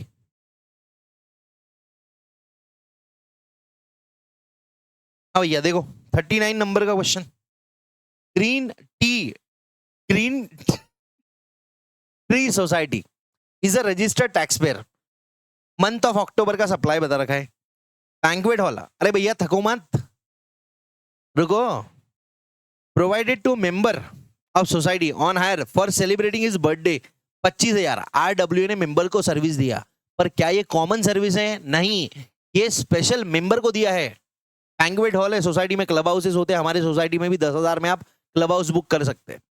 तो मेरे को जब मेरे छोटे मोटे दोस्त लोग रहते हैं 25-30, उनको बुला के पार्टी करना है तो भाई कौन हॉल बुक करेगा, मस्त क्लब हाउस बुक कर लो, घर के पास में ही है, तो उस पर जीएसटी लगता है, ये टैक्सेबल है भाई। सर कॉमन सोसाइटी दे रही है मेंबर को, अरे पर वो स्पेसिफिक सर्विस है, कॉमन नहीं है, स्पेसिफिक है। Payment of electricity bill issued by third person in the name of the members collected 1,10,000 from the members and paid to electricity department. कितना पे करा इलेक्ट्रिसिटी डिपार्टमेंट को? 10,000। 1,00,000 मतलब मेंबर से 1,10,000 लिया और इलेक्ट्रिसिटी डिपार्टमेंट को 1,00,000 पे करा। अब मेरा एग्जाम्पल याद करो कि मैंने मेरे सोसाइटी में बोला था कि भैया यार मेरे पास टाइम नहीं रहता, आप बिल भर दिया करो, तो जितना बिल आता है मैं उनको देता हूँ, वो भर देते हैं। ये प्योर एजेंट वाली सर्विसेज है। बट यहाँ पे जो बी में बात करी हुई है ना, मेंबर से 1,10,000 देके 1,00,000 गवर्नमेंट को दिया, 10,000 का खुद का कमीशन है, तो यहाँ पे 10,000 पे जीएसटी लगेगा कमीशन वैल्यू पे। 1,00,000 लेके दे दिया, ऊपर का 10,000 उनका कमीशन है, तो 1,00,000 तो क्या प्योर एजेंट की सर्विस होगी, पर 10,000 पे जीएसटी लगता है। ठीक है। कंट्रीब्यूशन पर मंथ पर मेंबर 8,500 रुपए for 20 members and 2,500 for 30 members. ये 2,500 फॉर 30 मेंबर्स पे जीएसटी नहीं है, पर 8,500 इंटू 20, 85, 16, 17, ये 170 और 000, ये वैल्यू हो जाएगा, इस पे भी जीएसटी लगेगा। फाइंड द टैक्स लाइबिलिटी, कितना टैक्स भरना है कर लो भैया। 25,000, 10,000 और 1,70,000, 2,05,000 का 18% जीएसटी भरना है आपको। 25, 10, 170, 2,05,000। 1,00,000 तो प्योर एजेंट है ना, लेके ही दे दिया। 10,000 का कमीशन गल्ला मारा अपना गाला, ठीक है, उस पर जीएसटी लगेगा। चलो 2 क्वेश्चंस बचे हैं, वो कर लेते हैं। हाँ ब्रेक दे रहा हूं, रुक जा बेटा। एक्सक्लूसिव ऑफ जीएसटी मतलब इसमें जीएसटी इंक्लूडेड नहीं है, जीएसटी अलग से लगाना पड़ेगा। ये देखो देखो देखो क्वेश्चन देखो, हायरिंग ऑफ बस, बस किराए पे दिया, कैपेसिटी 12 है, किसको? स्टेट ट्रांसपोर्ट अंडरटेकिंग को, नहीं लगता जीएसटी। गुड्स व्हीकल दिया है जीटीए को, नहीं लगता जीएसटी। कार जीटीए को दिया, पैसेंजर ट्रांसपोर्टेशन के लिए दिया, टैक्सेबल है, लगता है जीएसटी। ठीक है। रेंटिंग ऑफ डंपर्स किसको दिया? पता नहीं, जीटीए को लिखा है क्या दिया? नहीं, इंडिपेंडेंट केसेस है, डंपर दिया है किराए पे, भैया लगता जीएसटी, टैक्सेबल है। एग्जाम थोड़ी है ऐसे ऐसे सबको एग्जाम कर देंगे तो बात ही खत्म। क्या टैक्सेबल है भाई? टैक्सेबल है। ट्रक देना किसी को भी किराए पे दिया, जीएसटी लगता उस पे। हाँ, सिर्फ जीटीए को दिया तो नहीं लगता। Hiring of audio visual equipments for an event, event के लिए आपने इक्विपमेंट्स दिए, हाँ भैया जीएसटी लगता, टैक्सेबल है। पेंडाल या शामियाना दिया, पंडाल दिया फंक्शन के लिए, ये भी टैक्सेबल है। एग्रीकल्चरल मशीनरी दिया है रेंट पे फॉर यूजिंग इन एग्रीकल्चर, हाँ इस पे जीएसटी नहीं लगता, ये एग्जम्प्टेड है। 5% का रेट है। Location of supplier and place of supply same state में है, मतलब क्या है? इंट्रा स्टेट सप्लाई है। 2.5% सीजीएसटी, 2.5% एसजीएसटी लगा के निपटा दो, क्लोज। कितना हो गया? कैलकुलेट करो, कैलकुलेट करो, कमेंट सेक्शन में बोलना। इसमें नहीं लग रहा है, इसमें नहीं लग रहा है। 22 और 15 37 और 15 52 और 30 82, 82 है। वही क्या छोड़ दिया मैंने? ओ हो, कैपेसिटी टू कैरी 12 पैसेंजर है भाई, ये 22 लाख छोड़ दिया फिर से। ग्रेटर देन 12 होना, फिर से 22 लाख छोड़ दिया, क्या करे यार सर आपका। देखो ना किधर गया मुन्ना, तू आजा आजा जीटीए वाले, हाँ आजा जीटीए।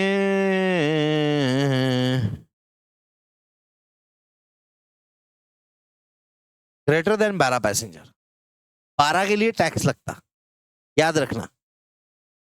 सर तुम भूल गए भाई, मेरा भूला चलता। ग्रेटर देन 12 होना 99.99%, मेरे को क्लिक हो जाएगा कि भाई बाद में अरे 12 के ऊपर होना, ये 22 लाख तो हो गया ऊपर का, आ गया 104, 2.5 निकाल लिए। ठीक, चलो लास्ट क्वेश्चन, फिर देंगे ब्रेक।